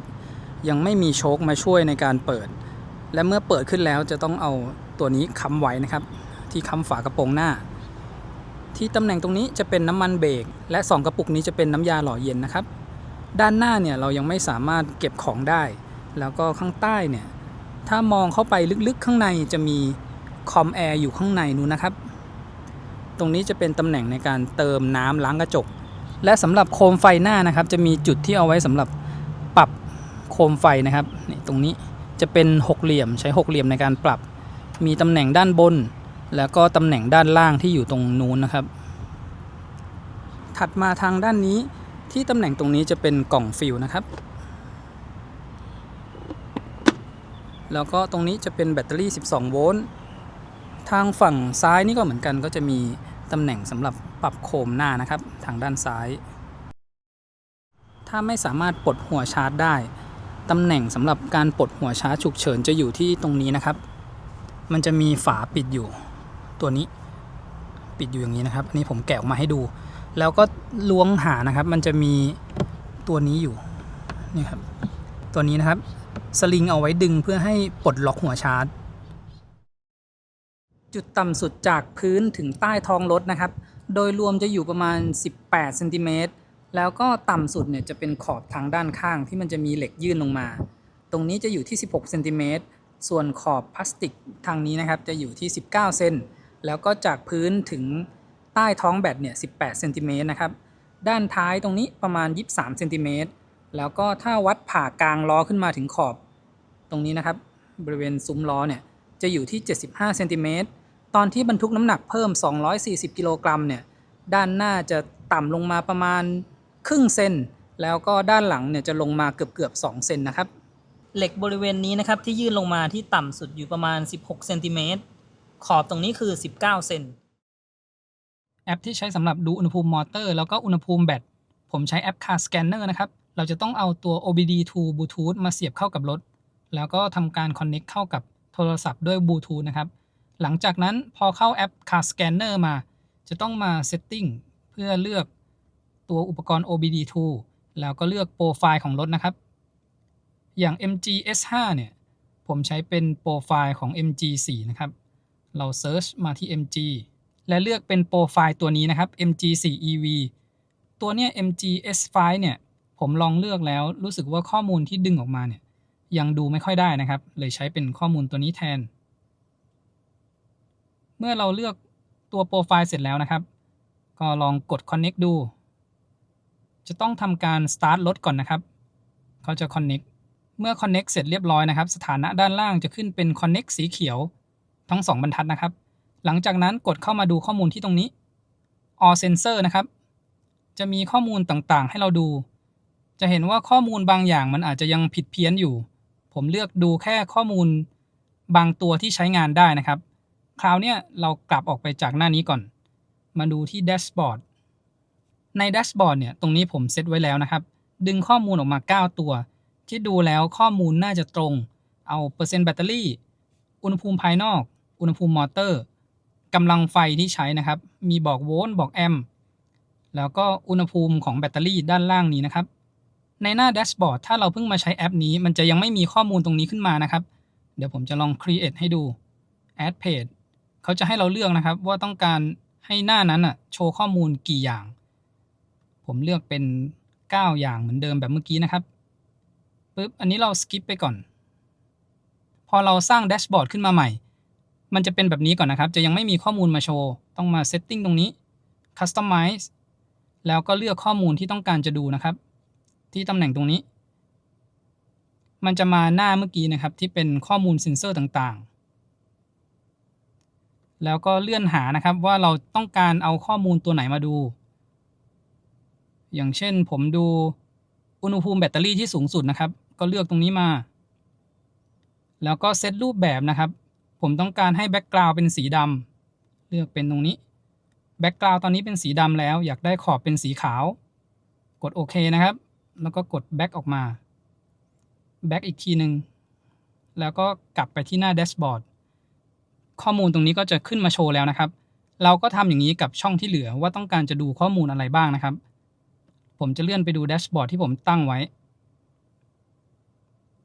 ก็จะเป็นแบบนี้นะครับข้อมูลที่ดึงออกมาดูตามหัวข้อตรงนี้ได้เลยแล้วก็จะเห็นว่ามีเซตค่า min max เดี๋ยวผมจะให้ดูนะครับเราเซตให้มันโชว์ค่า min max ไว้ได้มาที่ตรงนี้แล้วก็อย่างเช่นเมื่อกี้หัวข้อ motor temp กดเข้ามาแล้วก็เลื่อนมาที่ด้านล่างนะครับตรงนี้จะมี min max เราเข้ามาติ๊กถูกตรงนี้ไว้ก็จะโชว์ข้อมูลตรงนี้ขึ้นมานะครับ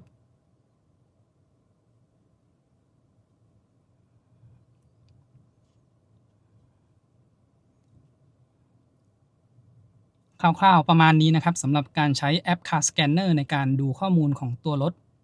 อุปกรณ์ OBD2 ที่ผมใช้จะเป็นของ OBD Link รุ่น MX Plus นะครับรองรับทั้ง Android แล้วก็ iOS สำหรับใครที่ต้องการซื้อมาใช้งานเนี่ยก็อาจจะเป็นยี่ห้ออื่นได้นะครับสอบถามกับทางผู้ขายอีกทีว่ารองรับทั้ง iPhone หรือว่า Android หรือเปล่านะครับแล้วก็รองรับแอป Car Scanner หรือเปล่านะครับก่อนที่เราจะซื้อมาใช้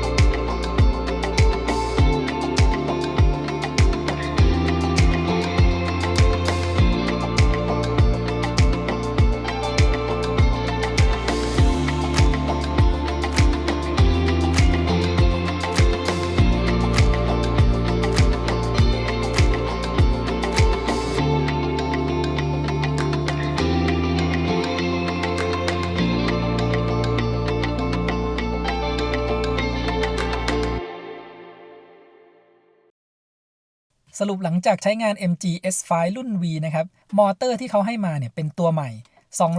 245แรงม้าแต่แบตเตอรี่เนี่ยเป็นตัวเดียวกันที่อยู่ใน MG4 รุ่น Long Range พละกำลังเนี่ยแรงขึ้นแต่ระยะที่เคลมที่จะวิ่งได้นะครับ550กิโลเมตร NEDC มากกว่าใน MG4 รุ่น Long Range อีก10กิโลเมตรนะครับมอเตอร์แรงกว่าแต่ขับได้ไกลกว่าด้วยก็ได้เห็นแล้วนะครับช่วงที่เราขับจากกรุงเทพมาเชียงใหม่การจัดการพลังงานเนี่ยทำได้ดีเลยนะครับรวมถึงแบตเตอรี่ที่เป็นชาร์จเร็ว140กิโลวัตต์แวะชาร์จระหว่างทางก็ใช้เวลาชาร์จไม่นานเลยนะครับที่ไปทดสอบชาร์จกับตู้ Elex by EGAT เนี่ยเกินสเปคไปอีก2กิโลวัตต์ด้วยนะครับทำให้การชาร์จเนี่ยทำได้ไวขึ้นเราชาร์จเพียงแค่6นาทีได้แบตเตอรี่เพิ่มมา 20% ซึ่งแบตเตอรี่ 20% เนี่ยถ้าไม่ได้ขับเร็วมากนะครับสามารถขับได้ระยะทางถึง100กิโลเมตรเลยทีเดียวแล้วก็การชาร์จแบบทั่วไปนะครับที่เราแวะชาร์จ EV Hub ได้กำลังไฟประมาณ120กิโลวัตต์ใช้เวลาชาร์จจาก31ขึ้นมาที่ 80% เนี่ยภายในเวลาแค่24นาทีสามารถเดินทางไกลจากกำแพงเพชรถึงที่เถินได้เลยนะครับแล้วก็แบตเตอรี่เหลือประมาณ 26% และถ้าชาร์จช้าลงมาหน่อยนะครับที่ EV Hub เรารับกำลังไฟได้สูงสุดประมาณ120กิโลวัตต์อันนั้นใช้เวลาชาร์จจาก31ถึง 80% ภายในเวลาแค่24นาทีก็ถือว่าไม่นานเลยนะครับหากเป็นช่วงที่เราแวะพักแล้วก็กินข้าวชาร์จแป๊บเดียวเนี่ยแบตเตอรี่เพิ่มขึ้นมา 80% ละขับได้ต่ออีกไกลเลยนะครับเรื่องช่วงล่างที่เขาเซตมาเนี่ยถือว่ากำลังดีเลยนะครับเป็นแบบนุ่มหนึบถ้าเอาไปเทียบกับ MG4 ใน MG S5 เนี่ยให้ความนุ่มนวลที่เพิ่มขึ้นมาอีกหน่อยแต่ยังคงเรื่องการขับสนุกไว้อยู่นะครับผมขับมาเส้นทางเชียงใหม่อ่างขางเนี่ยโค้งเยอะๆนะครับเข้าโค้งได้มั่นใจดีเลยนะครับเรื่องการขับสนุกเนี่ยยังคงไว้เหมือนเดิมและทำได้ดีด้วยนะครับเพิ่มในส่วนของความนุ่มนวลเข้ามานะครับถ้าเราเทียบกับ MG4 แล้วก็เรื่องพละกำลังนะครับได้ทดสอบขึ้นดอยอ่างขางให้ดูเป็นที่เรียบร้อยไม่มีปัญหาใดๆเลยนะครับขึ้นในโหมดสปอร์ตพละกำลังก็เหลือๆขึ้นในโหมดแบบปกติก็ยังขึ้นได้แบบสบายๆเลยนะครับอันนี้น่าจะเป็นจุดที่หลายคนอยากดูนะครับว่าบรรทุกน้ำหนักเหมือนมาเต็มคันเนี่ยขึ้นดอยอ่างขางเป็นยังไงบ้าง แล้วก็ในส่วนของเบาะที่เขาให้มาเนี่ยผมว่ามันก็โอบกระชับดีเลยนะครับในการขับเข้าโค้งเสียดายว่ายังไม่มีเบาะลมเย็นให้มานะครับใน MG S5 ถ้ามีเบาะลมเย็นให้มาด้วยการขับทางไกลในช่วงที่แดดร้อนๆเนี่ยก็จะทำให้สบายยิ่งขึ้นนะครับแต่แอร์ที่เขาให้มาเนี่ยก็ถือว่าเย็นดีเลยนะครับขับมาช่วงแดดๆผมก็ปรับอุณหภูมิลงไปสักประมาณ20องศาก็รู้สึกว่าเย็นดีแล้วและช่องแอร์ของเขาเนี่ยเป็นการปรับแบบปรับมือนะทำให้การปรับระหว่างที่เราขับเนี่ยสามารถทำได้สะดวกสบายขึ้นนะครับแค่คำๆไปแล้วก็ปรับรวมถึงมีปุ่มปรับแอร์ปรับอุณหภูมิปรับความแรงที่ยังเป็นปุ่มให้เรากดได้ง่ายนะครับปุ่มไฟฉุกเฉินก็อยู่ในตำแหน่งที่เรากดได้สะดวกไม่ได้อยู่ในด้านบนนี้นะครับทำให้การใช้งานแบบมีปุ่มต่างๆให้มาเนี่ยใช้งานได้สะดวกขึ้นสำหรับคนขับนะครับบนพวงมาลัยเนี่ยก็ยังมีปุ่มมาเพียบเลยรวมถึงยังมีปุ่มดาวให้เราเซตฟังก์ชันที่เราใช้งานบ่อยๆได้สะดวกนะครับอย่างเช่นเซตเป็นปุ่มในการปรับโหมดและปุ่มในการรีเจนที่เราอาจจะต้องเปลี่ยนบ่อยๆอันนี้ก็สะดวกดีไม่ต้องไปกดในจอให้ยุ่งยากเลยนะครับหลังคาที่ให้มาเนี่ยก็ยังมีม่านให้มาด้วยนะครับหากแดดแรงๆม่านก็ช่วยกันความร้อนได้รวมถึงตัวซันรูฟสามารถเปิดกระจกเพื่อที่รับลมจากข้างบนได้ด้วยนะครับในส่วนของห้องโดยสารตอนกลางคืนเนี่ยเสียดายตรงที่เขายังไม่มีแอมเบียนไลท์ให้มานะครับทำให้ห้องโดยสารตอนกลางคืนเนี่ยมันจะมืดสักหน่อยส่วนไฟในห้องโดยสารที่ให้มาเนี่ยสว่างดีทั้งด้านหน้าและด้านหลังเลยนะครับในส่วนของจอกลางเนี่ยก็ให้เป็นจอที่ใหญ่มาแล้วนะครับหากเทียบกับ MG4 ตัวนี้ก็ใหญ่แล้วก็มองได้ชัดเจนเรื่องแสงสว่างเนี่ยก็อยู่ในระดับที่กำลังดีเลยมีในส่วนของจอด้านหน้าคนขับนะครับถ้าเป็นช่วงที่แดดแรงๆเนี่ยมันอาจจะมีการสะท้อนแสงรวมถึงความสว่างของหน้าจอเนี่ยยังสู้แดดไม่ได้เพราะว่าเขาใช้แบ็กกราวด์เป็นสีดำนะครับส่วนที่ผมชอบเลยนะครับก็คือทริปในการจับระยะทางให้มาทั้งหมดถึง3ทริปแล้วก็บอกข้อมูลระยะทางความเร็วเฉลี่ยเวลารวมถึงค่าเฉลี่ยการใช้พลังงานให้มาแบบครบเลยนะครับระบบช่วยขับที่เขาให้มาเนี่ยก็ทำได้ดีเลยนะครับผมได้ทดลองให้ดูช่วงกลางคืนทางเข้าโค้งเยอะๆเนี่ยมีหลุดออกไปแค่ครั้งเดียวเองนอกนั้นเนี่ยก็ขับไปในเลนได้สมูทเลยนะครับซึ่งเป็นการใช้งานที่ความเร็วสูงด้วยความเร็ว120กิโลเมตรต่อชั่วโมงแต่จะมีส่วนที่ต้องระวังก็คือเวลาผ่านในจุดกลับรถนะครับบางจุดอาจจะมีอาการเอียงทางขวาออกไปตามลูกศรที่พื้นส่วนการชะลอความเร็วแรงๆเนี่ยก็น้อยมากนะยกเว้นว่ามีรถขับกินเลนออกมานะครับก็จะมีการชะลอโดยรวมเนี่ยถือว่าทำงานได้ดีนะครับขับจากกรุงเทพมาเชียงใหม่ผมก็ใช้งานเยอะอยู่เหมือนกันนะครับไฟหน้าของคันนี้ที่ให้มาก็ถือว่าสว่างดีเลยนะครับจะมีในส่วนของไฟสูงอัตโนมัติเนี่ยที่การทำงานยังไม่ค่อยแม่นยำนะครับมีรถอยู่ข้างหน้าไกลๆบางทียังสว่างขึ้นมารวมถึงเวลาที่มีรถสวนนะครับฟังก์ชันนี้ก็เลยปิดการใช้งานไว้ก่อนในอนาคตอาจจะอัปเดตซอฟต์แวร์ให้มันดีขึ้นได้หรือเปล่าอันนี้ต้องคอยดูกันอีกทีนะครับแล้วก็จุดเด่นของ MG เนี่ยก็คือมีรับประกันแบตเตอรี่แบบตลอดอายุการใช้งานรวมถึงมอเตอร์ด้วยนะครับใครที่กำลังสนใจรุ่นนี้อยู่เนี่ยแนะนำให้ไปทดลองขับดูนะครับชอบในฟังก์ชันที่เขาให้มาหรือเปล่าหรือช่วงล่างที่ผมบอกว่าขับดีเนี่ยถูกใจหรือเปล่านะครับเรื่องของพละกำลังการใช้พลังงานรวมถึงการชาร์จได้ทดสอบให้ดูเรียบร้อยแล้วนะครับขอบคุณที่ติดตามวิดีโอนี้นะครับไว้พบกันใหม่คลิปหน้าครับขอบคุณครับ